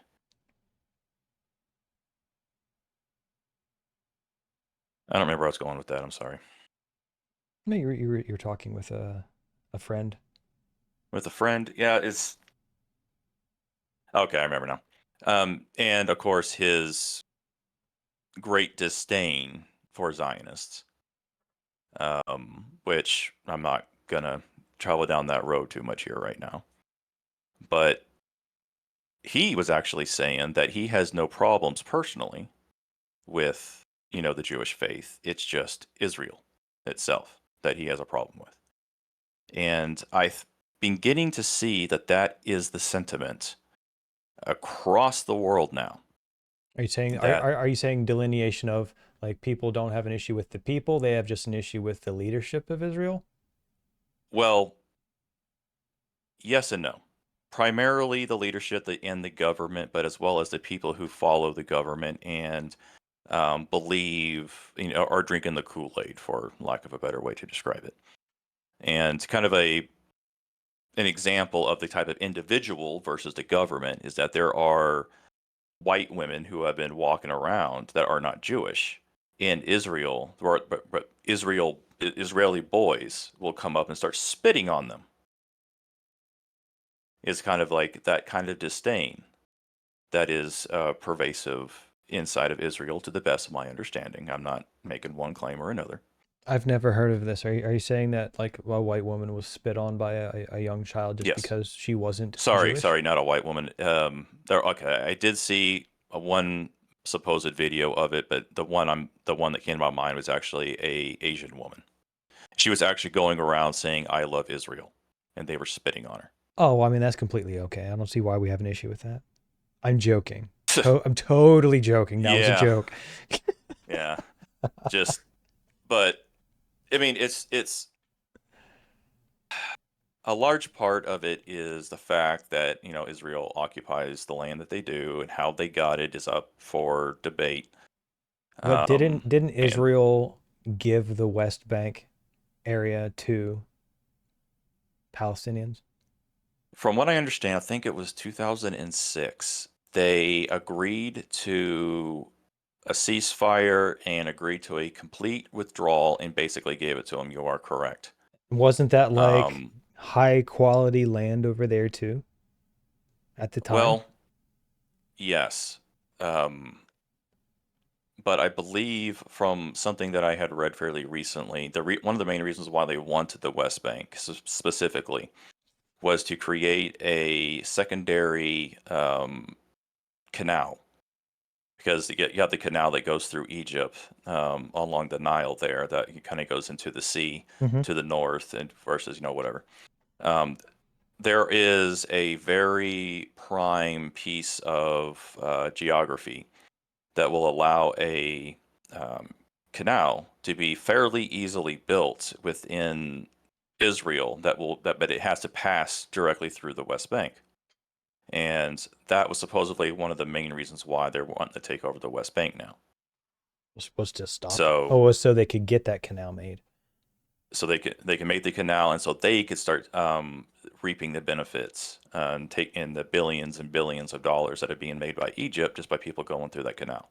Because I think it was like 16% of the world economy goes through that canal, where only 4% goes to the Panama Canal. I know exactly where you're talking about. So I thought it was different. Along those lines. That's a really good realistic angle.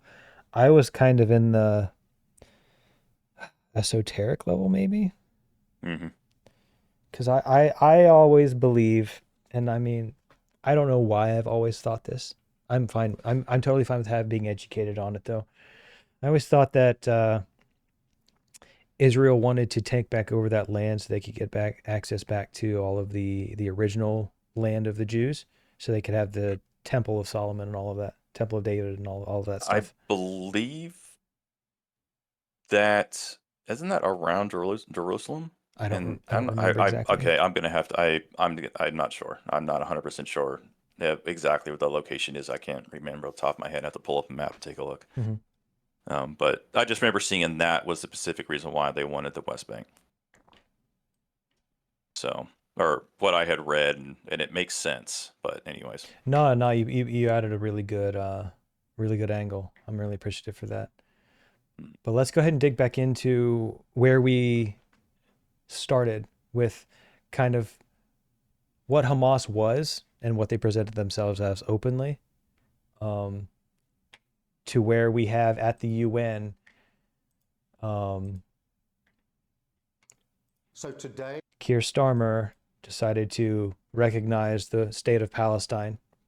I don't know. I don't understand how he has so much unilateral power, but just because he says it, I don't think that makes it real. And there's a lot of reasons as to what's going on in this conflict. One is hostages still being had. I'm sure all of them are not alive. But I want to play this out so you can hear it from him himself. And I want to cover some of the conflict that's happened just from easily surfaced news that happened from the UN Assembly. So today, to revive the hope of peace and a two-state solution, I state clearly, as Prime Minister of this great country, that the United Kingdom formally recognizes the state of Palestine. We recognized the state of Israel more than 75 years ago as a homeland for the Jewish people. Today, we join over 150 countries who recognize a Palestinian state also. Does that remind you of that chart that I showed you earlier of all of those minority countries grouping together to say that this needs to be the case? That's exactly what the fuck is happening right here. All right, so I like that. One thing that's just something that popped into my head. You said over 150 countries. Why didn't you say the exact number? I don't know. That's not a question for you to answer. It's just kind of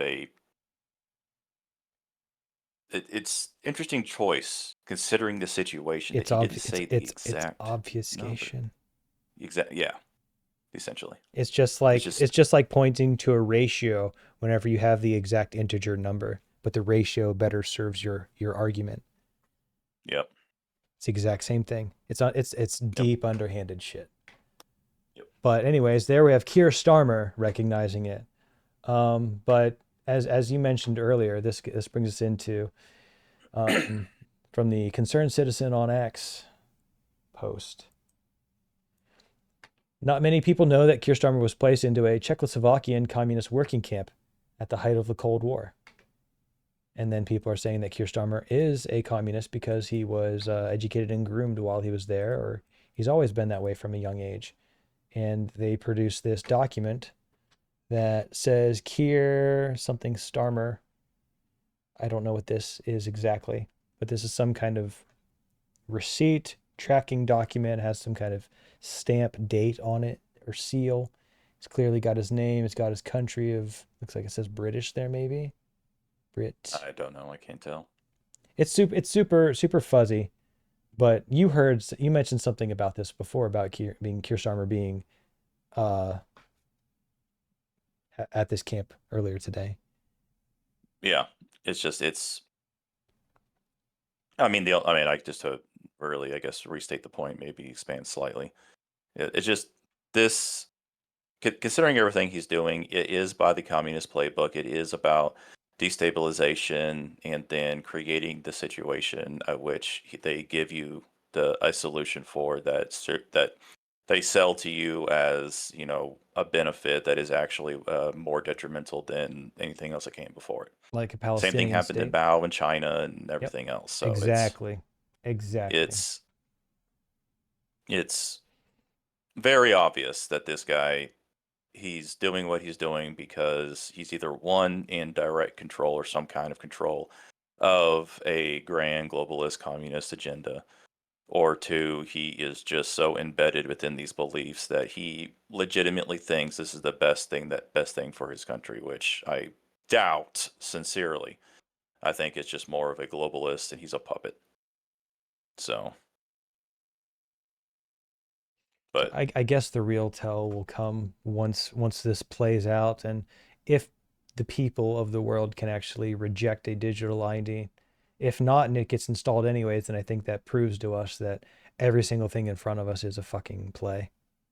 It's not. It wouldn't be especially real if it happens in the United States within the Trump regime. Exactly. Maybe even the J.D. Vance regime, assuming that he gets elected. Yep. So, but that happens, and all bets are off at that point, in my opinion. So we not only had the UK recognizing the state of Palestine, we also had the illustrious Macron. Your favorite person? I believe the male version, Macron. He decided to. The time has come. This is why. True to the historic commitment of my country to the Middle East, to peace between the Israelis and the Palestinians. This is why I declare that today France recognizes the state of Palestine.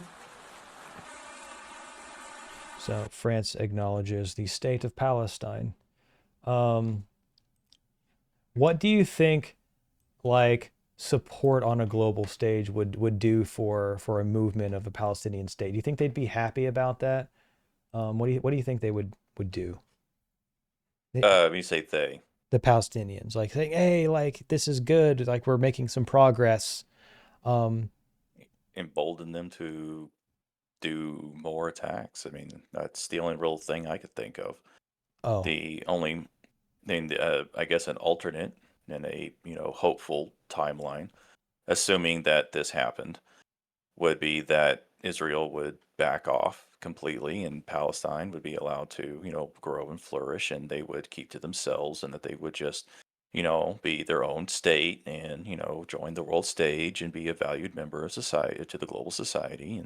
But that's not going to happen. So you think that you just saw from the first of this segment with the Hamas video. Yeah. So what you're saying is they think that, oh, well, we'll just invite them in and everything will be fine, right? Yeah, invite them to the table is exactly what they're trying to do, so we can eat together and share the bounty of this planet together. When in reality, they're going to be strapped. That's so, and then take out the rest of the table. So that's my military experience speaking to me. Well, I hope I'm wrong in that regard. Military experience, I'll let you evaluate it based on the next topic. Milan's Italy, right? So in Italy, yeah, Italy said no. They weren't gonna recognize Palestine as a stance, I believe, or they said there were some conditions. So the first chance that the Palestinians have to receive recognition on a world stage, they decide to attack Milan. They decide to destroy things. This is what we want to normalize around the world. This is progress, guys. Look at it.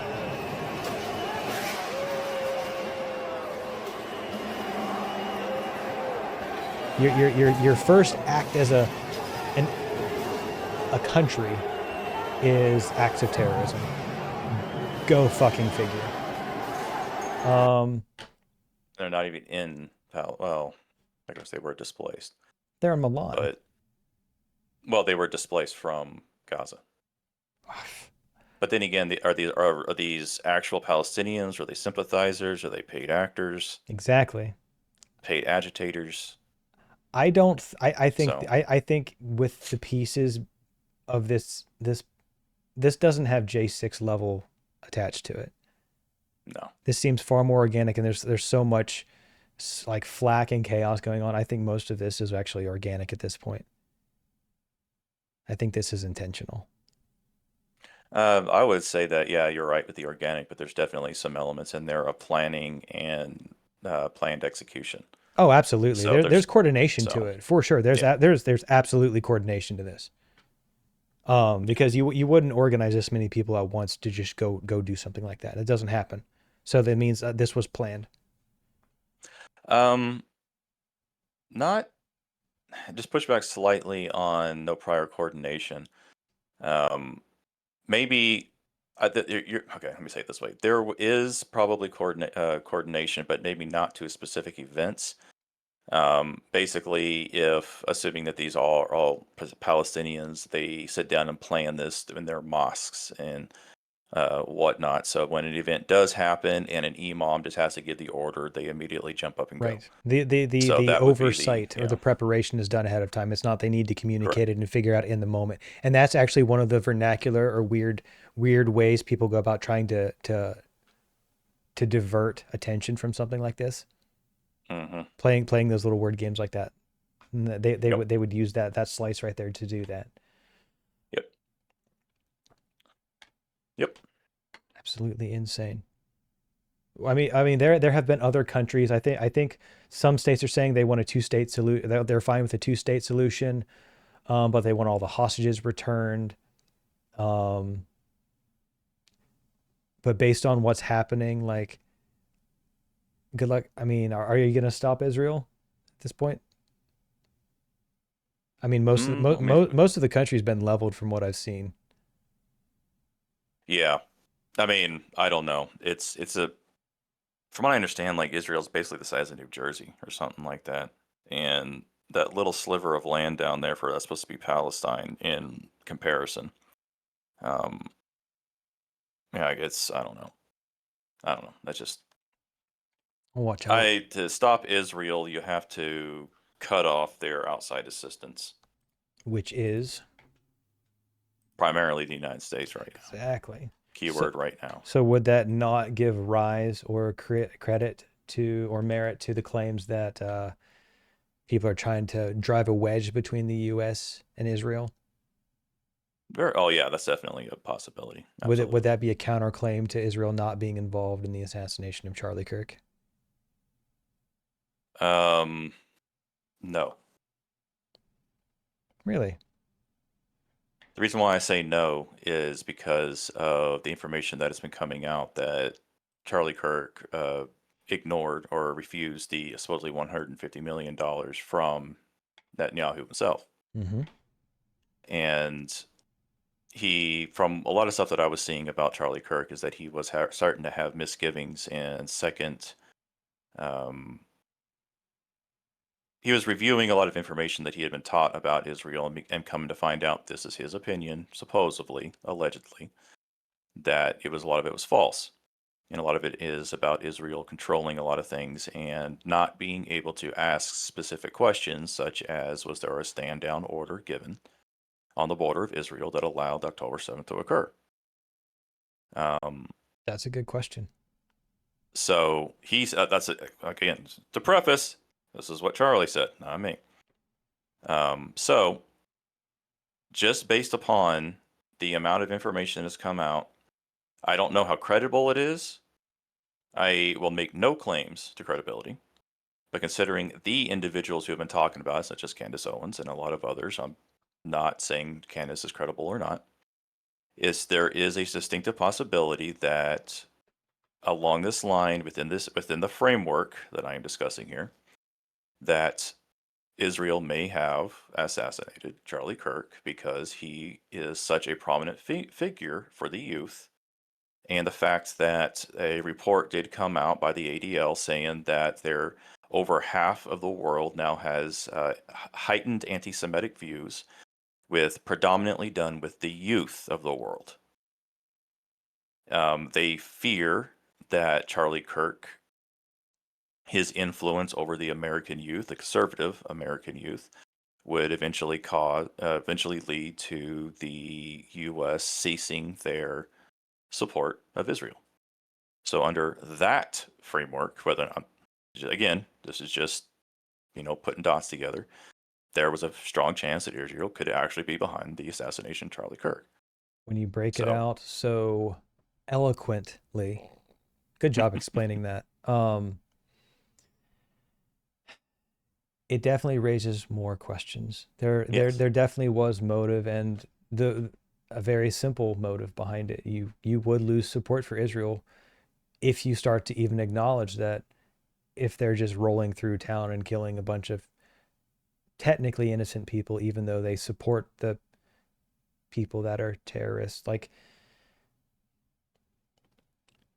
well, it's more of just the anti-Semitic views that are being pushed around the world right now. Yeah, but that happens because you're not allowed to ask the questions, and you get stupid or really fucked up answers from BB.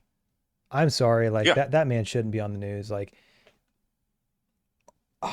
well, there's a lot of speculation considering that there was a movement, from what I understand, inside of Israel shortly before the October 7th attacks, where they were calling for him to be expelled from power. I've seen that. And then the attacks happened, and now he's in a quote wartime scenario, so he gets to hold on to power. I don't know. That's just speculation and rumors that I've seen and read about for a long time now. But again, making no claims. But so there's a lot of converging intelligence, for lack of a better way to describe it, that all points to that. But again, this could all be manipulation. It could all be, third parties trying to sway political opinion away from whatever the truth might be, or that could actually be the truth. So that's one reason why I'm saying, like, I don't follow or believe any of the narratives at all, even from the FBI, about what happened to Charlie Kirk, because there's just too much information obfuscating, the overall narrative, whatever that actually happened. There's just too much information out there, and I don't have the tools anymore to be able to actually sift through it properly to be able to find what is actually the truth. Yep.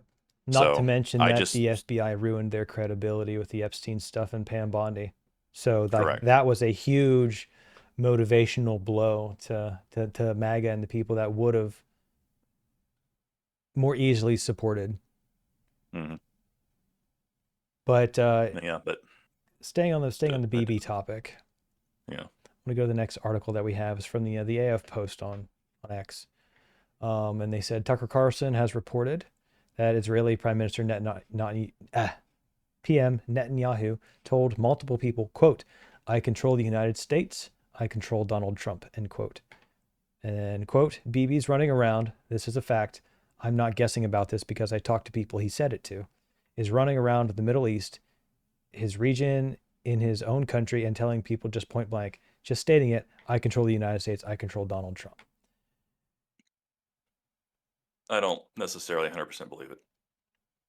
I'm not saying Tucker's lying, but I don't necessarily 100% believe it. Because, one, he could be that much of a dumbass to actually go out and actually just try to brag about that because of his ego. So, that is a possibility. Narcissists will tell you stuff like that. Yes, they will. So, the second of it is that people are telling Tucker. He did not hear it himself. It's all secondhand information. Mm-hmm. So, and he could be being manipulated. He may have a high level of trust in his sources. I'm not going to say that he doesn't have the ability to, discern whether or not the people he's speaking to are being truthful or not. I don't know the past relationships he has with those people. And I'm not going to sit here and say without a shadow of a doubt that he did or did not say it. Those things. Well, I think to Tucker's considering. Go ahead. No, I was saying I think to Tucker's credit, he always, to me, and this is just my perception, he always presents himself as curious and wanting just to find the answer. I agree with that. I don't think that I've seen him ever really take a biased stance, just because he seems like he's just genuinely curious. There's definitely a bias to them, but not to the extreme of, well, a lot of the left commentators. Not to an irrational extreme. I agree. I agree. That's about the point I was trying to get to. Yeah. But you said that you necessarily don't believe it. I want to follow up with the next one that I have. This is apparently a video from the 1980s of Netanyahu talking. We'll just play it and let you listen to it. Half a dozen wars ago. A nice comment out there. All right, go ahead.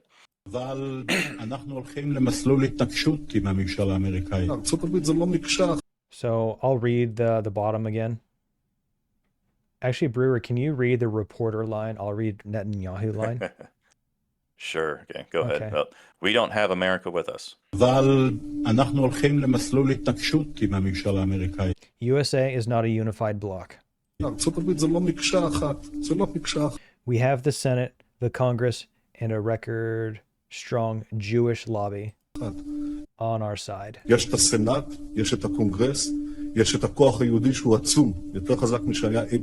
have strong influence over the general support in America.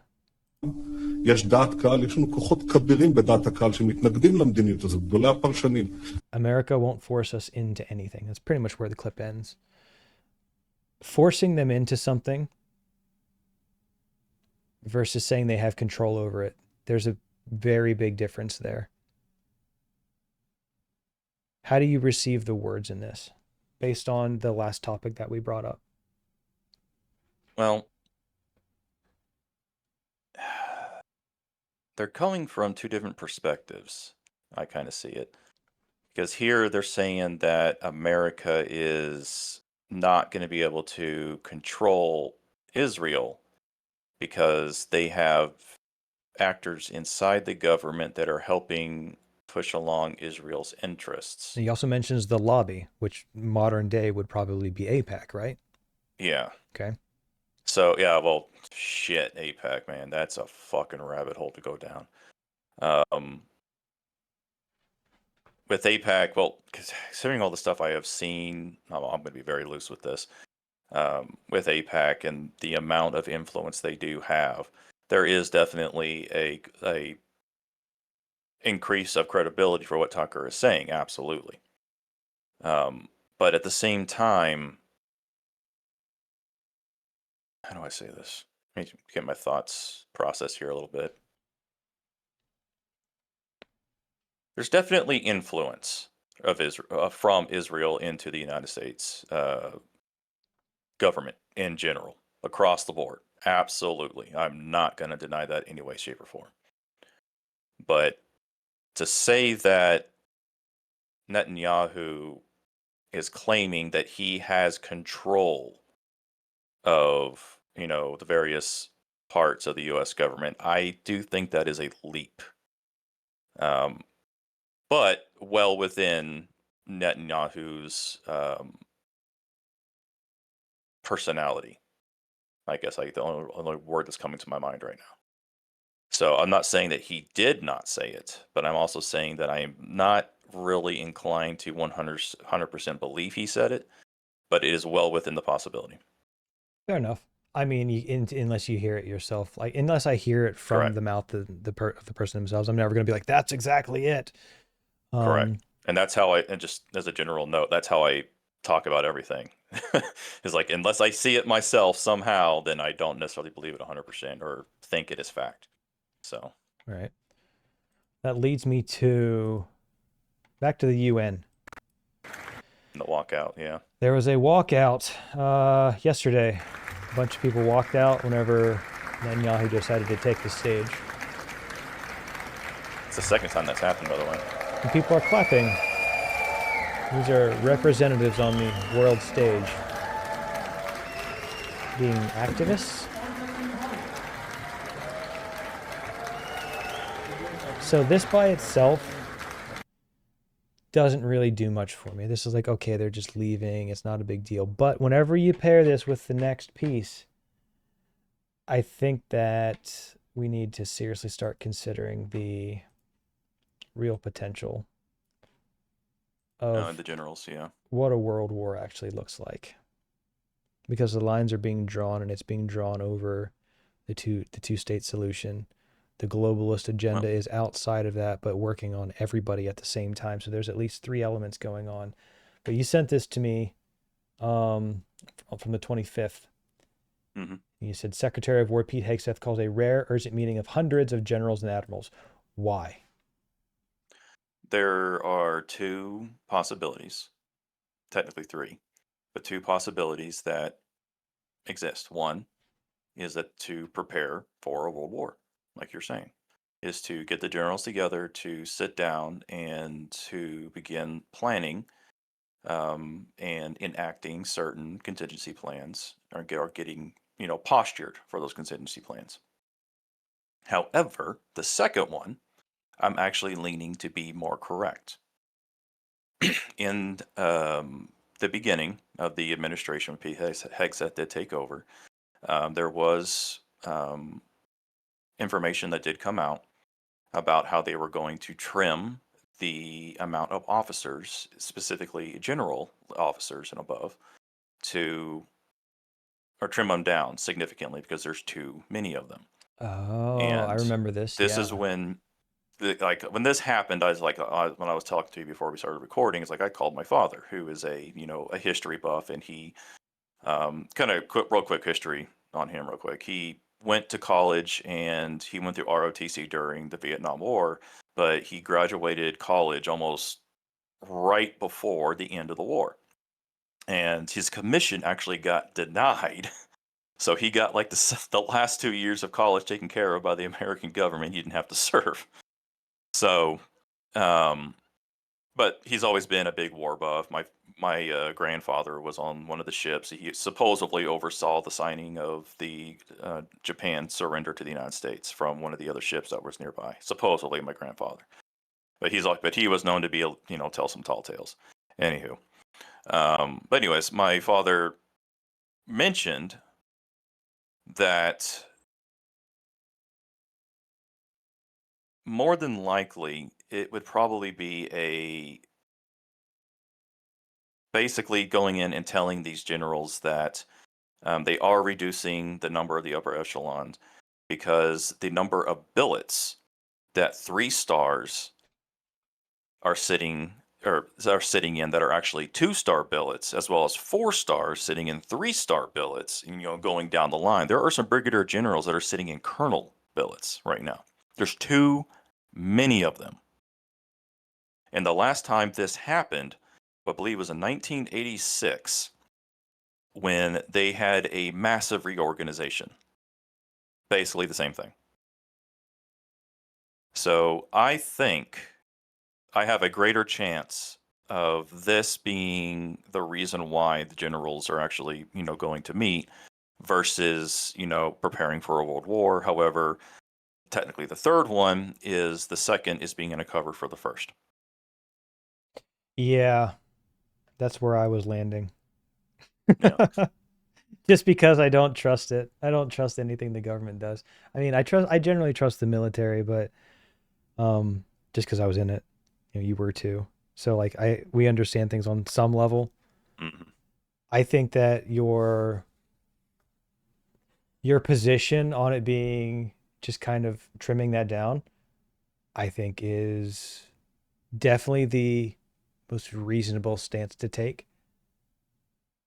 Occam's razor, in my opinion, would suggest I that agree. is what is happening. I But agree. at the same time, with the world stage as it is, the walkouts, the amount of support that is falling away from Israel, China is coming out directly accusing Israel of some kind of nefarious deeds and espionage. Mm-hmm. And supposedly, I did see something about how Russia and China are working together, some kind of training exercises that kind of involves their something with Israel. I don't recall 100% what that is. And China is also under contract training some kind of Pakistani or something special forces. Interesting. Crap, I don't remember that. Sorry, I'm not. Don't quote me on anything related to that. But I did read something that China was going in and training something that was against Israel. I don't remember who specifically they were training. But yeah, there's a lot that's coming out right now about that's anti-Israel. A lot.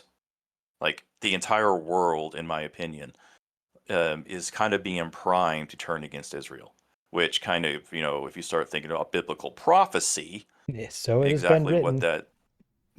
that the entire world will go against Israel, and then, the second coming of Christ will come back and protect it. So that this could all be a show on the world stage in order to try to get that to happen. Mm-hmm. But who knows? I mean, that's trying to force something like that. Yeah, which is not going to end well for anyone. So, but I mean, again, I don't necessarily believe that. That's just kind of one of the. I mean, it is good. So the other very prevailing thoughts. Another element that could overlap here for this topic is this government shutdown. This would be a good opportunity. Oh. The government shutdown could that allow them to remove some generals that may have been woke? I assume most of them have already been gone, but it takes actually what is it? It's above. It's E7 and above, at least for non-commissioned officers. It takes an act of Congress to demote you. E8 and above. E8. Okay, E8. Yeah. Yeah. I'm pretty sure it's not 7. Trump's in the Army. I'm pretty sure it's 7. Well, they got senior NCOs. I mean, for the best of my knowledge, it was E8 because only 2% of the enlisted force could be E8 and 1% could be E9. So because of only 3% they have the most experience in order to prevent political, assassinations, not like people assassinations, but, position assassination. I don't remember when this was, but it was something that was passed by Congress a long time ago that prevented the senior ranking enlisted members to be just fired. However, that's enlisted, not officer. There is a significant difference because when you are an officer, you are assigned to how do I say this? Can't remember the words. The specific terms, I should say. You are assigned to an office. That's an officer. And the office is ruled, well, I don't like the way, is presided over by the President of the United States. The President of the United States, at his discretion, can fire and remove officers from their office position. So that necessarily does not mean they're fired and removed from the military. They just no longer hold any power. A position of command, right? Correct. So that's one of the reasons why I believe that, it's more than likely that he's going to sit down in front of them and read a list of names saying you are hereby relieved of all of your duties. But the same rules cannot apply to enlisted because they are, charged with obeying the orders the officers appointed over them, but they do not hold an office. They are the soldiers. They are the actual fighting force. Thus, they have actually a certain degree of protections more than officers when it comes to being removed because they swear an oath to the Constitution where I think the officer oath is slightly different. I don't remember 100%, but they swear an oath to the officer which they hold. So there is a significant difference, and that distinction is not well known even among members of the military. Mm-hmm. So I guess because of what I did, I know a little bit more about it. But yeah, but anyway, that's just more, I guess, data to take for the reasoning for this actual meeting. So it's a good take. Yep. I mean, keep in mind, I did have a very lengthy conversation with my father about it, and all the stuff I told you about him. He's a big military-specific history buff. I can't tell you how many times I've gone to visit him, and he just starts going off about shit about World War II. Anywho. At least he's excited to talk to you about it. Oh, yeah. I'm not complaining. I'm not. It's just funny to me when he does that. But that's, interpersonal relationship between me and my father. So where do we go from here, man? What should we do? That's something I've been thinking about quite a bit. And at this point, with so much going on, there's too many roads leading to the dam that's currently leaking. With the indictment of Comey, the top of the pyramid. Well, he's not the top of the pyramid. Obama is the top of the pyramid. And Trump has already come out and directly accused Obama to the media from the sitting room. Or is that the Oval Office he was sitting in? I don't remember what. Anyways, basically came out saying that he is directly responsible for a lot of the evil that's been going on in the country. Like, he is the architect. So I have a video about that. I have the Senate exchange between, it's from Blaze Media. I initially didn't add this into the list. Let me go ahead and get that around. That's 8 minutes long, but yeah, I don't know if I want to. Oh yeah, we can just talk about the indictment, or about what got him indicted real quick. Yeah, go ahead and talk. Yeah, it was the line to Congress, right? Yes, he directly lied to Congress. It has been supposedly, allegedly proven that he did lie to Congress, and there is lots of other documents to support it. Because supposedly there were orders, but as I understand, orders actually signed by Comey that directly contradicted everything he told Congress, and it was signed significantly before, when he was sitting before Congress. So there is solid, extremely solid, about as solid proof as you can get against Comey. And he was the leader of the FBI? Yes, he was the director of the FBI. He was the one who received the order from, I believe, Obama at one point to start the Russian dossier hoax and all that other stuff. So if he falls, there's going to be a bunch of other people that get implicated too. Well, the funny thing you say that, supposedly, from stuff I've been seeing, is that those who are on Insiders, part of Comey's team, are already flipping on Comey to prevent themselves from being directly implicated, or prevent themselves from actually receiving, the full, force of the law against them. They are admitting under oath certain things about Comey. They're turning on you. So, see, that's the thing, man. Like, crime pays until it starts going the other direction, and then people start selling you out. Yeah. Snake starts eating itself. Yeah, So what I mean, personally, what I think is going to happen, kind of a series of events, is, I don't know who is going to be implicated next, but Obama, both Clintons, and Levitica James, I think, is already about to be indicted, or has been indicted. I don't remember which one. But everyone who was basically went after Trump, they are attacking first. And then they're going to start going after people who are indirectly attacking Trump or assisting the other people that I just mentioned, and it's just going to be a domino fall. But if we look at the people that have used lawfare to attack Trump, all of those cases got pretty much turned down or rejected at the Supreme Court level. Yeah, the only one that, of course, I'm not dive too deep into this one, but the 37 felony charges, or however many it was, supposedly. Oh, the one that doesn't have an underlying crime? Yeah. Oh yeah, I'm sorry. Like, that's bullshit. I'm sorry. Yeah. Which is funny, because I did bring that up to that friend of mine I was talking about when he and I had our discussion, and it kind of just ignored it. I'll have the conversation. Tell me what the underlying crime is.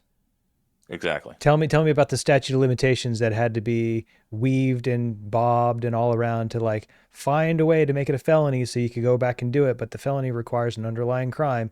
So I'm sorry, it doesn't pass the smell test on any level. Yeah. That's been talked about, ad nauseum at this point. Sorry, I don't mean to write it off. I don't mean to make it sound. We can't write stuff like that off. That has to be a talking point, because that's something that, how do you refute that? Simply tell me what the underlying crime was, and then I will help you dig into that, and then we'll put him, we'll put him away for life. Like, let's go. But you can't just say, you can't make a claim that's empty. It's done too often. Honestly, I saw it happen on X yesterday. Someone said, "Oh, I can prove that streamers are taking money from Qatar in order to promote a message. It's not illegal or anything, but they can claim it or they can confirm it, but they don't provide any proof. And instead of providing proof, they reach out to another streamer or another like personality and say, "Oh, isn't this right?" to get the authority aspect out. I'm sorry, like that's disingenuous. Like that makes me instantly not trust what you're trying to sell me. Yeah, 100%. I 100% agree. Unless you provide the proof that is verifiable, I take it as a data point and move on. Even if it's not verifiable, if you can present something and then explain context or how it weaves together, how it pieces into where you think it is, I can entertain that idea, but I can't work with nothing. Yeah, that's what you're saying. I prefer verifiable, but that's, I mean, I prefer verifiable too, but I will work with whatever I can get my hands on. And just the closest to the source, the more I know I can trust it as far as presenting what the actual story is. Yeah. Yeah, 100%. But I think I'll save some of this Comey stuff for later. I think we'll watch this develop and he may get his own story. He may get his own episode. But I think today was quite good. Is there anything that you wanna touch on before we get out of here? Floor is yours. I guess I'd just like to make a final comment about a lot of this stuff, even some of the rhetoric that I've said in general. For those who actually watch it and ever hear this, if we ever make it to a point where we actually become somewhat known and everything else, whenever I speak, I do speak from the perspective not necessarily my own. And I speak from a framework that I have created for, talking about what we're talking about here. So if I do say something, unless I directly say it is my belief, or then that is the only way that I can really say for definitively that it is my belief. However, there are times I may actually say belief when I mean to say think, because if I ever say belief, I mean it to only be within a religious context. But because of this new framework that I developed for myself here, when I say belief, I may sometimes mean this is what I think might be happening, or I have come to a conclusion based upon certain assumptions. Whether or not but again, not saying that those are facts. I mean, you can come to a conclusion without it being a fact, but you're also you're in the same camp as me. Like you seem like if you can present good information or real information or an idea, like there were times just today engaging with you that you gave me a different perspective, and I was like, oh, okay, maybe I can. That makes a little bit more sense and pieces some of these other things together. I generally look at things from the worst case scenario, just because I never want to be caught off guard. Yeah. That's how I used to think. Not anymore, though. Not saying your way is wrong. I changed my framework, my personal general framework of thinking. And I use that word framework because it's my thinking building that, in order to attack a problem, you have to have a avenue to attack it. You have to have a plan. And that's kind of the way I see it. But I guess what I'm trying to say is that even when I was, talking about in the last episode, some of the, inflammatory rhetoric that I may have said, that's not necessarily meaning that's my personal belief. But such as the unsheathing of the sword, I would have to say that is my personal belief because it's for protecting my own protection type of scenario. But if I ever do say anything inflammatory, it's only going to be against those who would seek to do me harm. And so if an individual thinks that I may harm them or threaten them because of some of the rhetoric I might say, then they tells me that they are capable of what is threatening me, if that makes sense. So I understand if you what are you're saying. scared of, you have not, basically to reiterate it, from a different way. You have nothing to fear from me unless you seek to do me harm. So if you think that I may come to harm you, then that means you are willing to harm me. I think that it's important that like Brewer means everything that he says. He confirms this off stream all the time. I'm totally fucking with you. That's not true at all. I was about to go off on you there. No, I would never. I was totally joking.